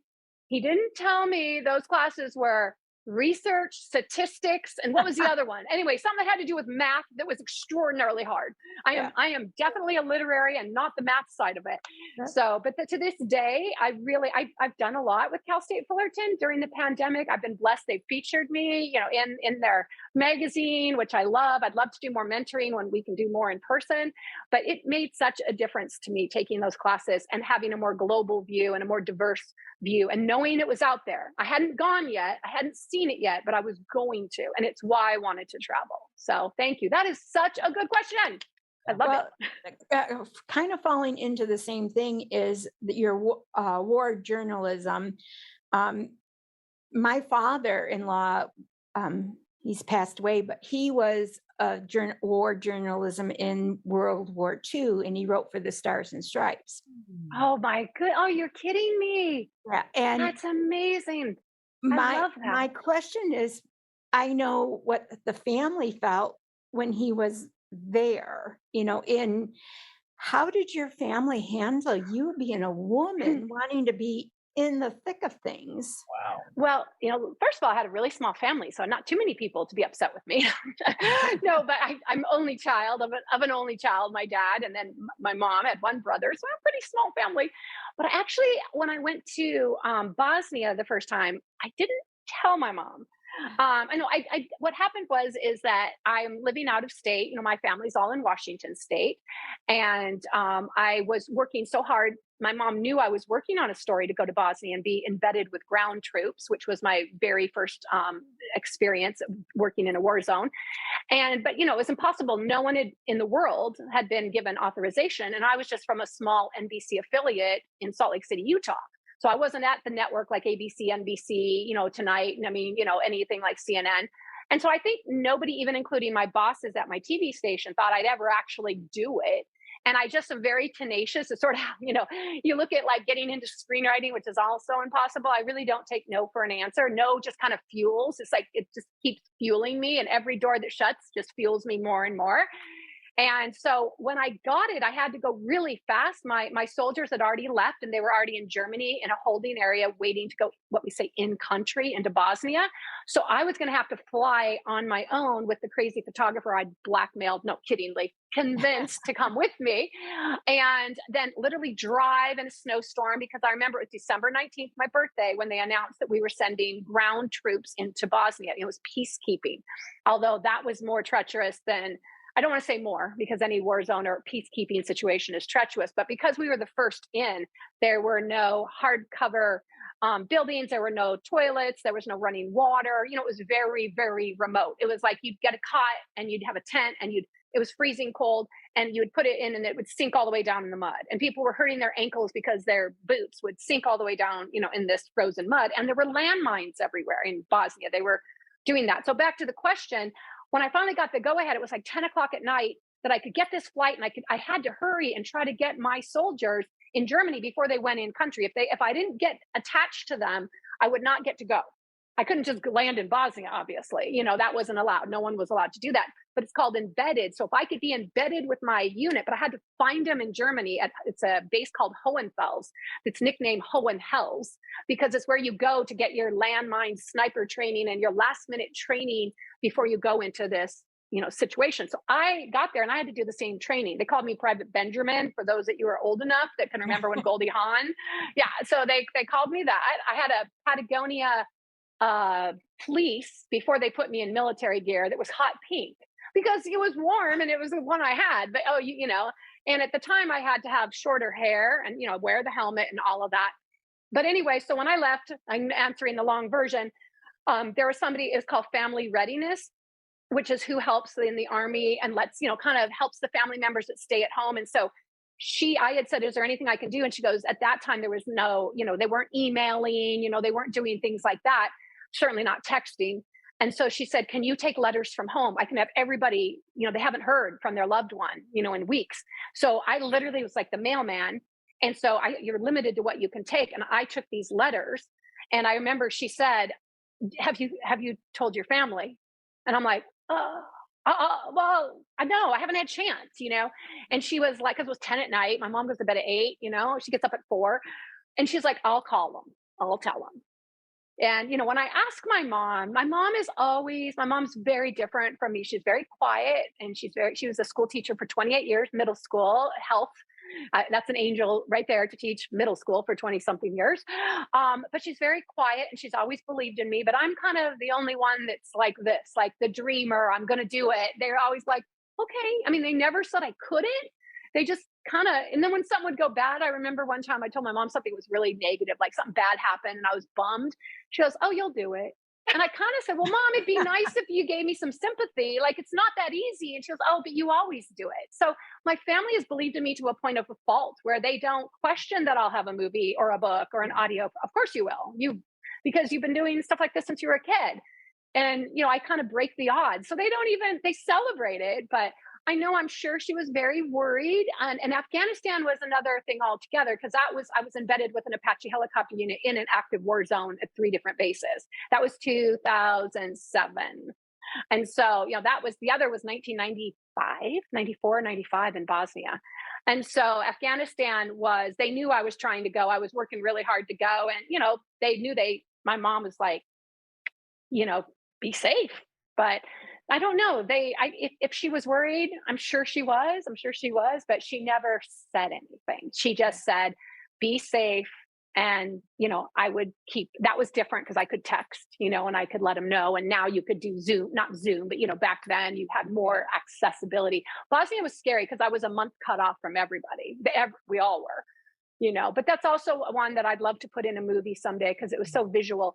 It was so hard for me to find the soldiers in Germany. I won't go into it. It's a story for another day. But when I finally did, because I was told they'd already gone and I was told to go home, it was just so many things because nobody wanted the journalist to be part of the group. But I'm doing it. So when I saw their name on the board, like their unit number, when they told me they'd already gone to Bosnia, so too late, got to go home, journalist girl. I'm like, there's their name. They're here. And I'm not leaving. I mean, that's fine, but I'm staying right here and I'm not leaving until I see them. And so they made me sit there for 48 hours and I waited. This is the Army, but and different, you're going into a peacekeeping, they don't need to babysit a journalist. They got bigger things going on. Nobody knew who I was and didn't care about my paperwork. So basically I just kept staying until nobody knew who I was and they got sick of me bugging them and they said, fine, go find them. And I remember I found out they were in the mess hall, they were eating. And I'm in full military gear because I had to, different than Afghanistan. And I had letters from home and it was a couple days before Christmas. Oh. And so I was like, Santa? Like I walked in and first of all, I had met the unit prior, of course. I had met them. They had approved, the unit commander had approved for me to come. They wanted their stories. I wasn't telling the political side, back to sociology. I wanted to tell the lives of soldiers and what it was like leaving family and that heartfelt side, not the political craziness that was happening. I just wanted the heartfelt stories. And when I said, I remember he's like he couldn't believe, we hear me and my photographer walk in, he couldn't believe it. And they all just sort of stared like, And then when I said, and I have letters from home, and that's when their faces all broke into smiles. And I started handing them out. And my photographer got video. It's in the documentary that I did. And I was really blessed to win an Emmy for that documentary. But, to see their faces, it still makes me. But I think that would be a great scene because that's one of the most impactful moments of my life. And I try to put those type of things in movies, and I always have military. There is a military connection in here that's really special too, because I always try to honor military families in my stories, but I'd like to do one that is a lot more. So thank you for asking that. I got very teary-eyed when you just said the story, and I think that should be your next book that goes into a movie. I think it would be amazing. I would love to. And you know, it's Christmas. You could tie that in if you want to, but make it more military. Yeah. I think what happened is when I've talked about it and when I floated the idea, it's such a hard thing. Christmas is movies are an escape, and we love the stories of a soldier coming back to the U.S. because that's one of the Hallmark's most popular Christmas movies. And forgive me, I don't remember the name. And, it's been out forever, but the soldier has the letter and finds the family. Yeah. It's one of my favorites, and that's okay.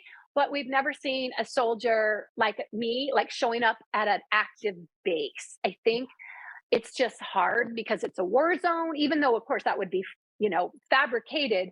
But does someone want to watch a story about someone in a war zone? So maybe it could be a training camp that's very far away where they're not actually in a war situation, but they still are separated from their families at the holidays. And I think then maybe we could soften it, because I know, to be honest, after I got out of Afghanistan, I did a documentary on that as well. I didn't watch the news of what was going on. It was too hard. It was triggering. Now we have trigger alerts. And I don't watch the news now. I did the news for almost 15 years. And it's just hard, the negativity and the shootings. That's what I did for a lot of years. But I choose now to try to put in positivity and uplifting things. And I honor the people that are still out there reporting those stories. But I decided after so many years, I had won 3 Emmys. I had felt like I had done what I could do in the era of journalism that I was comfortable in. I didn't want to start yelling and screaming on the news and giving my personal opinion. I don't think that would be helpful, which is where a lot of it has gone. And I thought, it's a new chapter. Let's find a way to educate, inspire, and empower people in a different way. And, with travel. So my travel show, which is now movies and books and audio, and I just feel so blessed. And I should be not remiss. This is actually big news that I haven't shared either. And it shows you how much is going on. So I write, people say, do you only write Christmas? And of course I have some romantic comedies. One that I wrote 6 years ago that, actually Gary Marshall read back in the day. And then it went up for option, and it was optioned by Oscar winner. And then they stopped making those romantic comedies. It was kind of in the lane of, You've Got Mail and Notting Hill. It was kind of in that era. And then, as you know, there's been this big gap. And then some people say A Christmas Prince really showed the viability of these sweet, wholesome rom-coms, and To All the Boys, and, and all these kind of things started showing up. Rom-coms have come back. So I think that, I tell people I can write beyond Christmas. So I was so honored. Terry Wilson has written for the Hallmark movies. If you guys watch the Darcy, talking about Ryan Pavey, right? Where there's the dog show, the cute little dog show, and there's the whole name of them I'm going to forget, because she has the cutest little puppy herself. And so she brought her real life into this movie series. And so she loves all things royal. So she loved A Christmas Prince, and she loved my book last year, A Royal Christmas Fairy Tale. So she got the idea to gather together about 24 authors, most of them best-selling, USA Today. We're all contributing a novella, so a short, not a royal story. Mine is called, I'll tell you what it is, because I haven't talked about this, called Royal Extra After, as in movie extra. And it's coming out. It's on Amazon now. So I should tell you all, because it's a special pre-order price. It's 99 cents. It's going to be 24 royal, wholesome, clean, uplifting stories from best-selling authors, which comes to less than 4 cents a story. And that's just to get the pre-sale buzz. You always hear us authors talking about pre-sale, because that's how you make bestseller. Yeah. So I'm sure it's going to come out in the spring, but I'm super excited. And I got the idea, actually, when I was at the Plaza in New York City. I said, wouldn't it be fun if a real princess is in town, she steps outside to Central Park across the street to get a breather, and they're always shooting movies in Central Park, and they're shooting like a Bridgerton-like-esque royal scene. and somebody sees her and she's, wearing, because she's doing an event, a true event. She's wearing her crown. They're like, no, go to wardrobe. You're all wrong. You look ridiculous, And so anyway, I just think it would be so funny. I have this scene in my head where she calls out the director. He calls her out for not looking right. Obviously, she's a real royal. And she basically tells him, this is all wrong. You are not doing any of this right. And so I think that's where my jumping point, I always know the beginning and the end, and I'm never sure the middle, but I thought royal extra actor, like she could be an extra in the movie, and kind of now she's going to like help. But that's coming out in the spring. And I have 2 other rom-coms that I'm working on that aren't Christmas. I can't share too much, some movies and what have you, but all of them, anything that can make you smile is what I'm hoping to pop back up with Ruth and tell you more coming up, next time, next summer, next spring, to be able to say there's something new to talk about. Well, we'll have to hear it on your 3rd time you come. Oh my gosh, third time's a charm. I think it should just be a yearly tradition, as long as I have something new to share. Yeah, that'd be great. And just where do we get the book plate and the book marker? Oh yes, absolutely. And I was going to have Ruth put it, but for now, let me find one that's easy to read that I can hold up. So you address it. Oh, first of all, if you go to my website, KAREN SCHALER, SCHALER.com.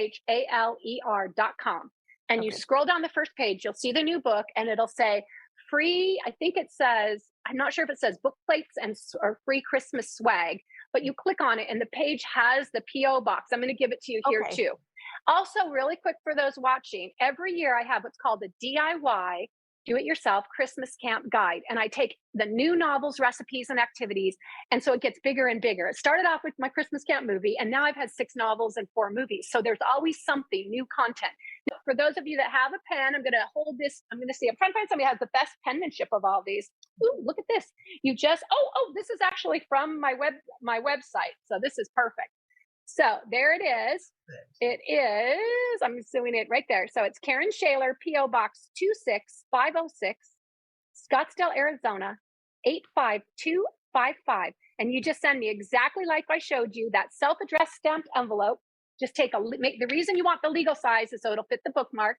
And you just put your name and a stamp, and the Christmas elves will be signing those book plates for you.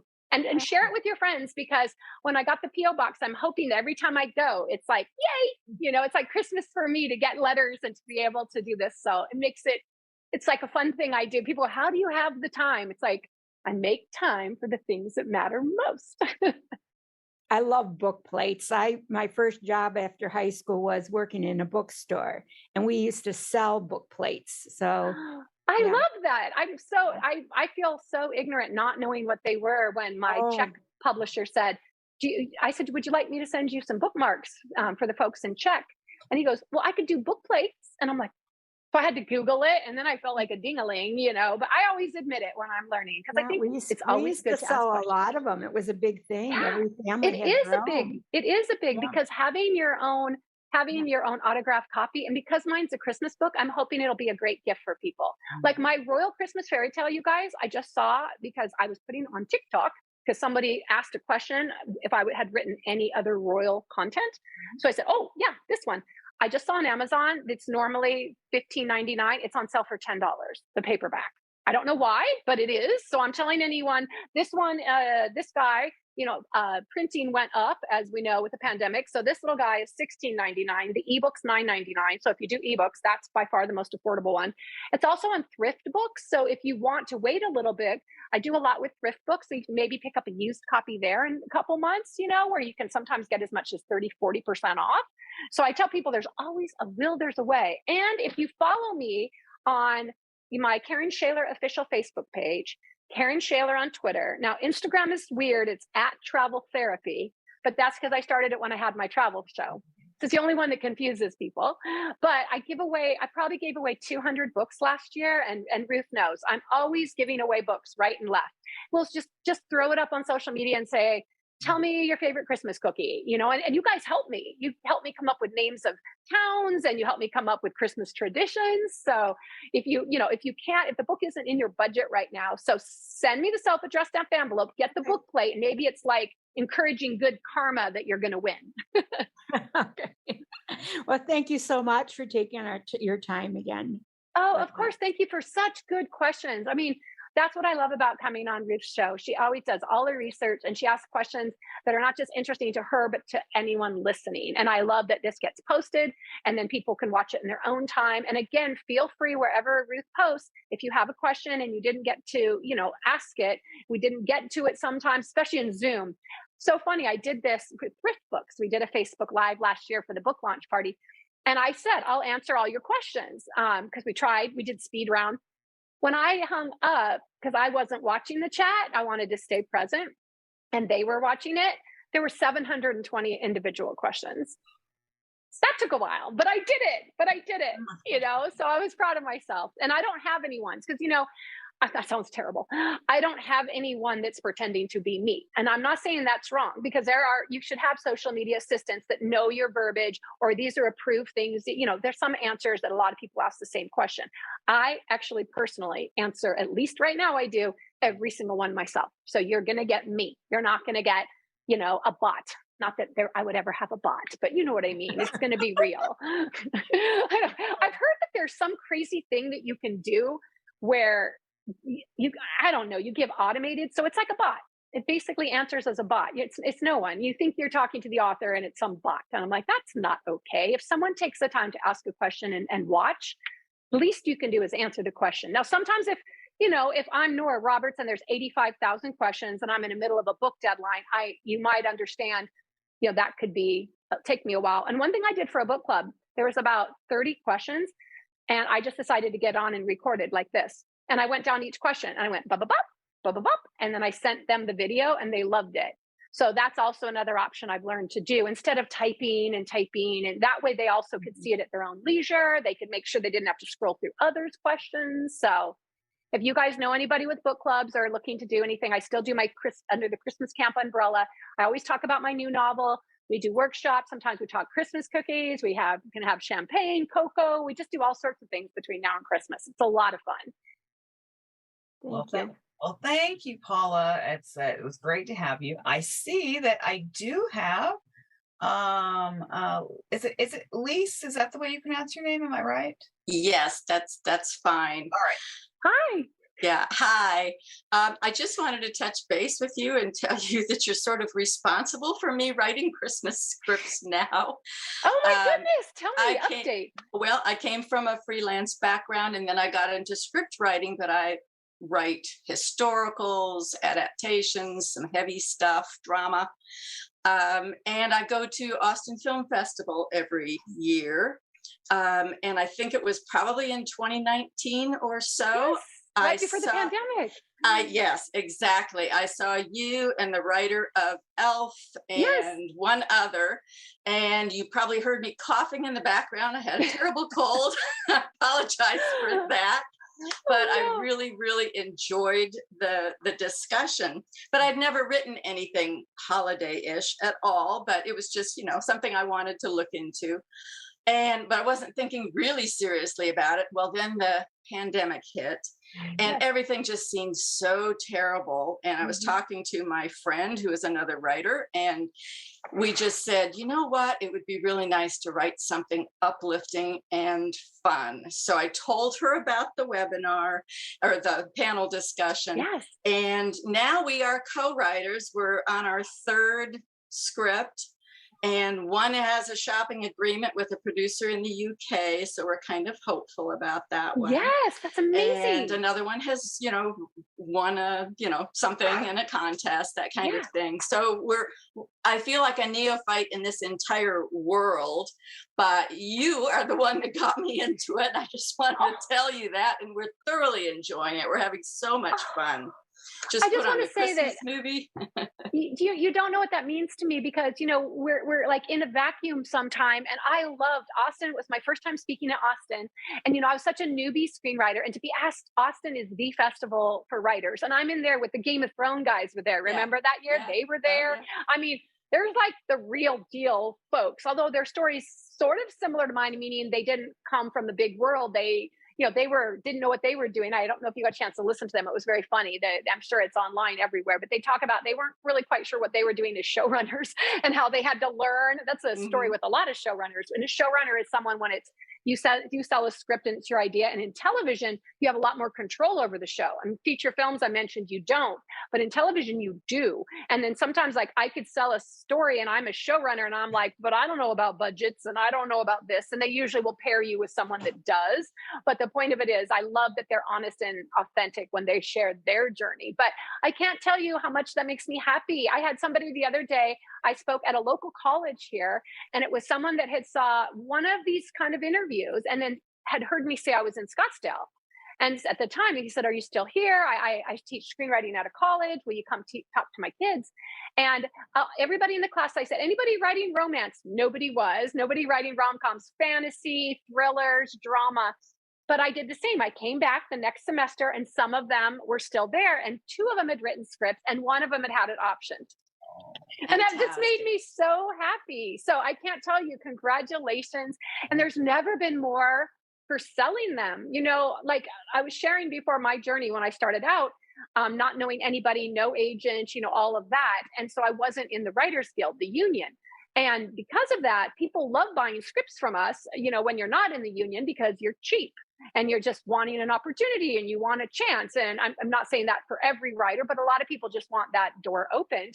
And I know for me, I felt like I shouldn't say it, but back then I thought I would write it for free to learn, to learn the process. I have so much to learn. And so when I wrote A Christmas Prince and Christmas Camp, I wasn't in the union. But after that, and I saw there's so much that goes on. Like I tell everyone, you don't have to have a lawyer. I mean, you don't have to have an agent or a manager, but you better have a lawyer. And you better have someone to watch you and your back, because it's any business. Any business, I say you need a lawyer. And I always say I can't afford a lawyer. They're really expensive, but you can't afford not to, especially in Hollywood. And so there was a lot that went on, and it was expensive with these lawyers, and you kind of needed them. So when I decided I really wanted to be in the Writers Guild Union, which I am blessed to be in, and to get in, you have to work for somebody that will make it a union project. That means they have to pay 2 times, 3 times, 4 times more than they normally would pay. Like to pick up a script from you, if you're not in the union, is going to be a lot less expensive than having to pay my pension, my health care, my union rules, right? So it takes, but then all of a sudden the Christmas explosion happened. And I think, and don't quote me on this, a director told me that Lifetime wasn't hiring any union writers. So people like me, Riley Weston was at Rama Drama. She's another wonderful screenwriter. They weren't hiring us because we, have union rates. They were hiring all the newbie writers that they could get scripts for really, really, really, really inexpensive. And again, I'm not saying that that's wrong. If, whatever works, and that's how I got in. You can't just start in the union. You have, you know what I mean? So you have to work your way in. But I would advise you, if you hit any legs on any of it, make sure you have an attorney. And there's a lot of things that even when you have an attorney, it can be in writing. But the best advice I had when something went sideways, let's say I had something promised, this is not it, but let's say I said, and if it's made, I get green M&Ms. This is weird to make up.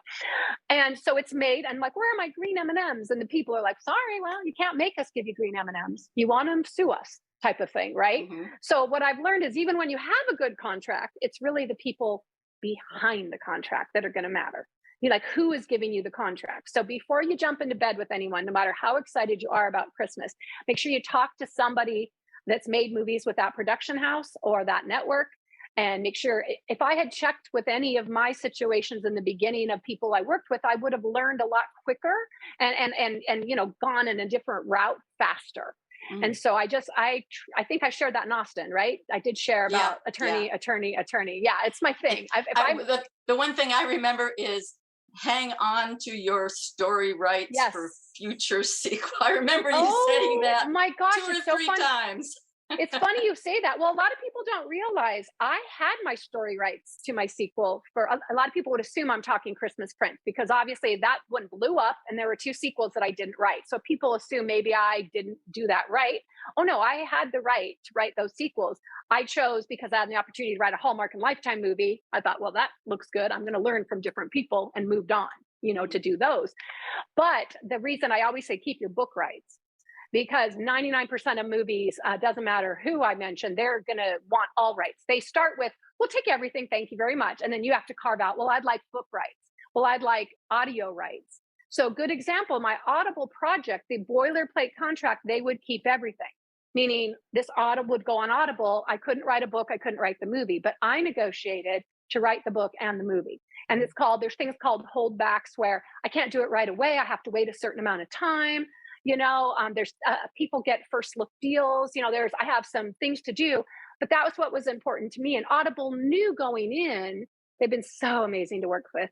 They knew that I was a writer of movies and novels. So they were, I'm sure, expecting it. They weren't, they were just waiting for me to go, yes, but can we change this paragraph a little bit here? And even then you got to ask, because the boilerplate will always take everything, and that's their job. But you can ask, they can say no, you can find another way to ask. And there's a lot of times if the money's not there, there's so many negotiations. But I can't tell you, I've been flat broke, but I'd still get an attorney before I'll eat dinner. You know what I mean? Like the attorney. So be careful. Just be careful out there, because the Christmas movie world is an interesting world, and there's a lot going on. A lot of people very anxious to make money in that arena, and there's a lot of rules that get broken, and you just want to make sure you're on the right side, work with people so it's a good experience for you. And I know it will be. So I can't believe I inspired it. That makes me so happy. Well, thank you very much. We're having a ball.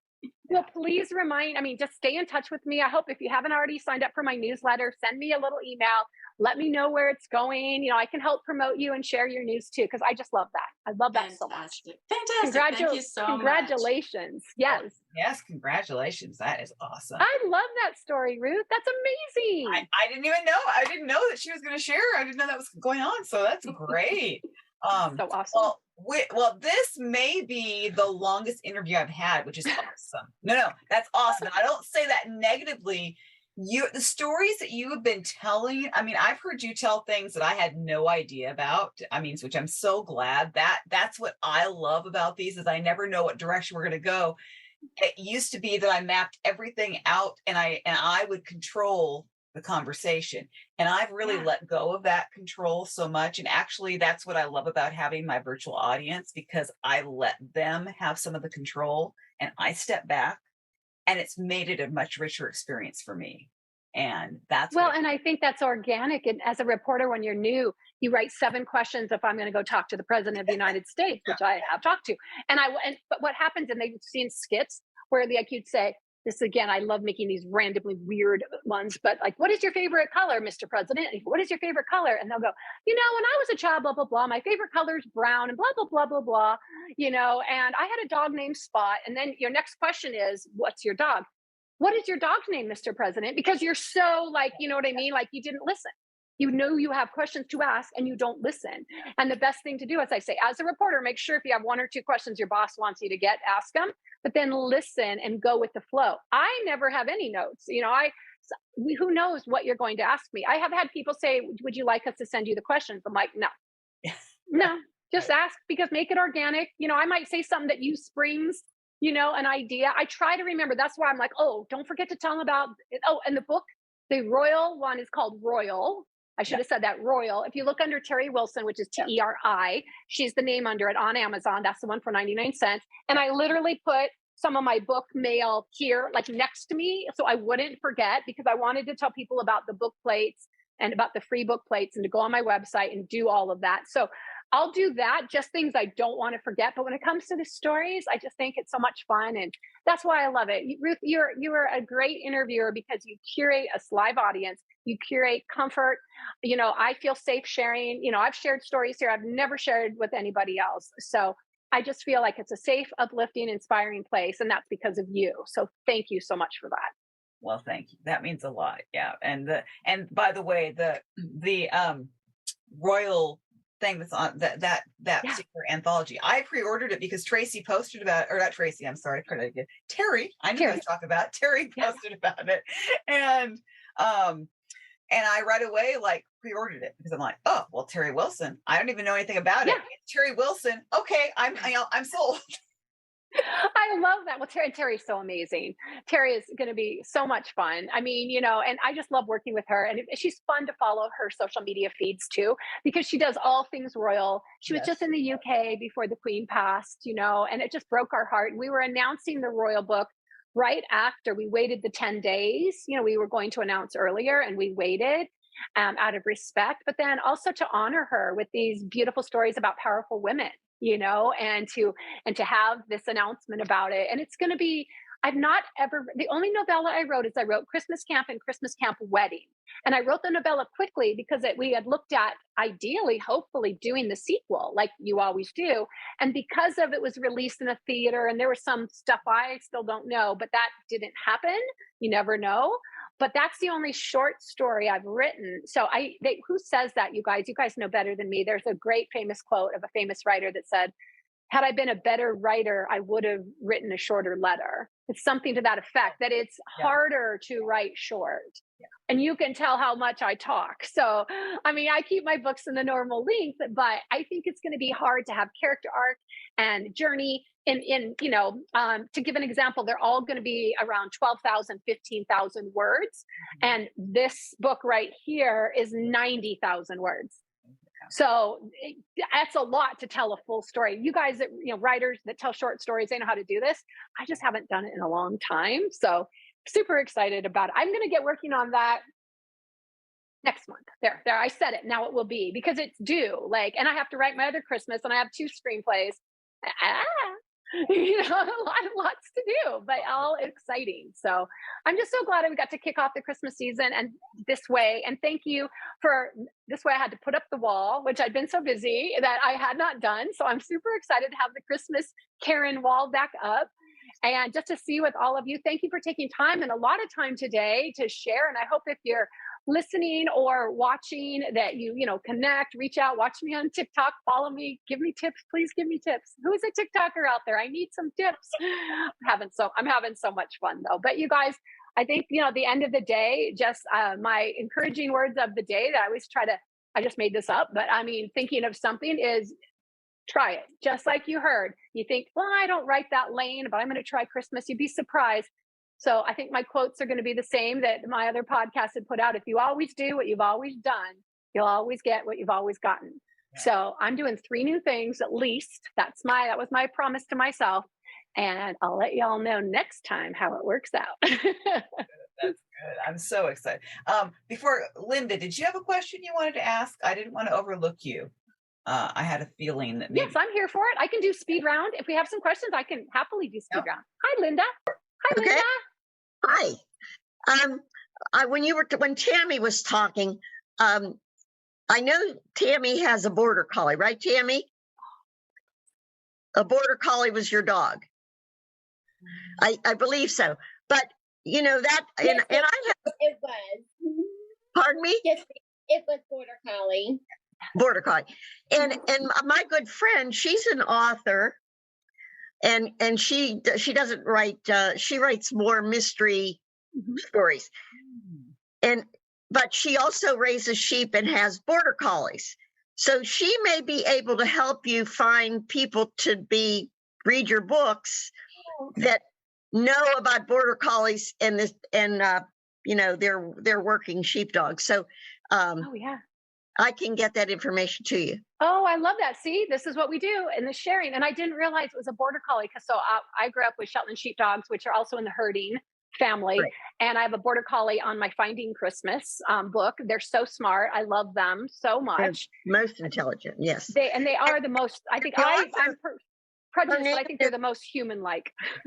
I don't know if she's written 3 or 4 books, and then she also has a couple children's books, but there's always sheep or dogs in them. And she's originally from California, but she lives in, I think either northern Texas or northern Oklahoma right now. They moved. And so her name's Marlene Bell. And I don't know. I love that. I've written her children's books, but no, I didn't read her other books because they're not my style. They're not Hallmark movie style books. And you know what I would say? I think Linda brings up a really good point, because I didn't mean to say give up on the endorsements. I just wanted to be really real with you that I didn't do it because I just was so overwhelmed with so many other things that wasn't a priority. I know publishers love them though, all publishers. But I think Linda brings up a really good point that sometimes just going in your email list and picking your top people, it could be your aunts, your uncles, your friends, and say, hey guys, anybody know someone in this world? I'm looking for an endorsement, but you really need a personal in is going to help you. I think just blind reaching out when everybody's so busy is going to be rough. So that personal in, but look at Linda, like she had a great idea. So I think putting it out there in the world, you'd be surprised. Somebody might come back at you that said, oh, my daughter's preschool teacher, or, who knows, there could be a way to do it that way, very organically. Right. And plus Marlene is an author. Right. And I've heard her stories about putting out and then getting them back and rejected and have to do it again and again. She's been doing it for the last several years. But before that, she was a sheep breeder, and we traveled all over the United States showing at sheep shows. So I met her. I'm from Pennsylvania, met her at sheep shows all over the place. And I still keep in touch with her. Plus, I know a zillion other sheep breeders that have border collies, and so they may be able to help you. See, this is perfect. This is what it's all about. With the Writers Guild, we have something called First Fridays of the Month, where we all get on, and the moderator, Jim Arnoff, he's been a manager, an agent, an instructor, and he basically gets us all together. We all say who we are, what we're working on, and he goes, okay, who needs something? Wow. Literally. And then I might say, well, I'm looking for an agent. And then somebody goes, oh, I know. And it's kind of what we just did here, right? That it's just building a community where we can all help each other. See, Ruth, what you've done? This is amazing. And also, Ruth, you can tell Karen how much, like Karen said, she has had travel therapy or whatever that's travel therapy. Yes. Well, how many times have I gone on a trip in the last 2 years? Oh, yeah. I have done nothing but travel. Yeah. Because I was stuck up for COVID and then I got out there and I've been everywhere. I love it. I wish I could. I had my dad to take care of her. I would have been right out there with you. I think that's amazing. Travel I used to write all of my movies I wrote in foreign countries. I would go for a month and be immersive in a small town, like in Portugal. I was in a small town in Spain, a village, and I become very immersive. So I'm getting travel therapy while I'm writing my stories. Well, I've stayed in the United States and Canada. My first trip to Vancouver was just last month. So. Oh, well, all the movies are shot there. Your Hallmark movies are shot there. Know this, Linda. I went to When Calls the Heart behind the scenes sets. I was on the Hardys reunion. Oh, my goodness. Yeah, oh, my goodness. That's amazing. I'm so glad you got to do that. Oh, that's so special. Great. I love it. I have loved this time with you guys so much. I can't even thank you for making the time and for all of us sharing. I feel like this was such good energy. I'll have to just watch it back when I need a little boost of energy and positivity. That's awesome. Yeah. Well, and thank you, Linda. I'm glad I brought you on. That was good. That was a great way, great connection there. So thank you. And so if you guys would like to, I'm grateful to you, Karen. Of course, I can't tell you how grateful and how wonderful it was to have this time with you. But if you guys want to unmute and tell Karen again how grateful you are, thank her, go for it.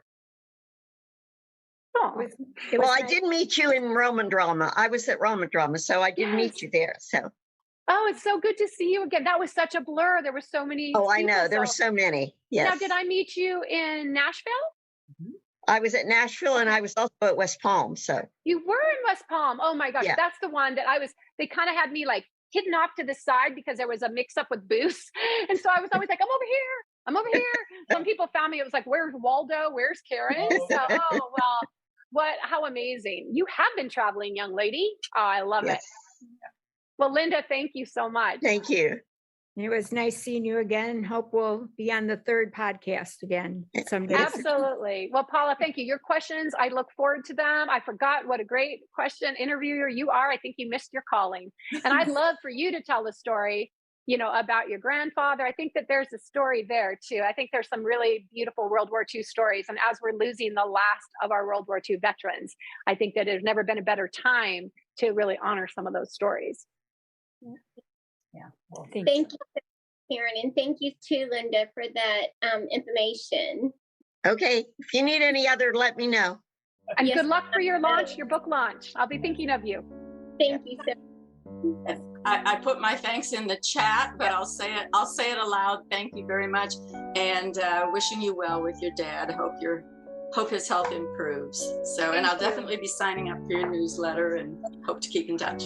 I can't wait. Thank you guys. Thanks for making this so special. And Ruth, thanks for curating always.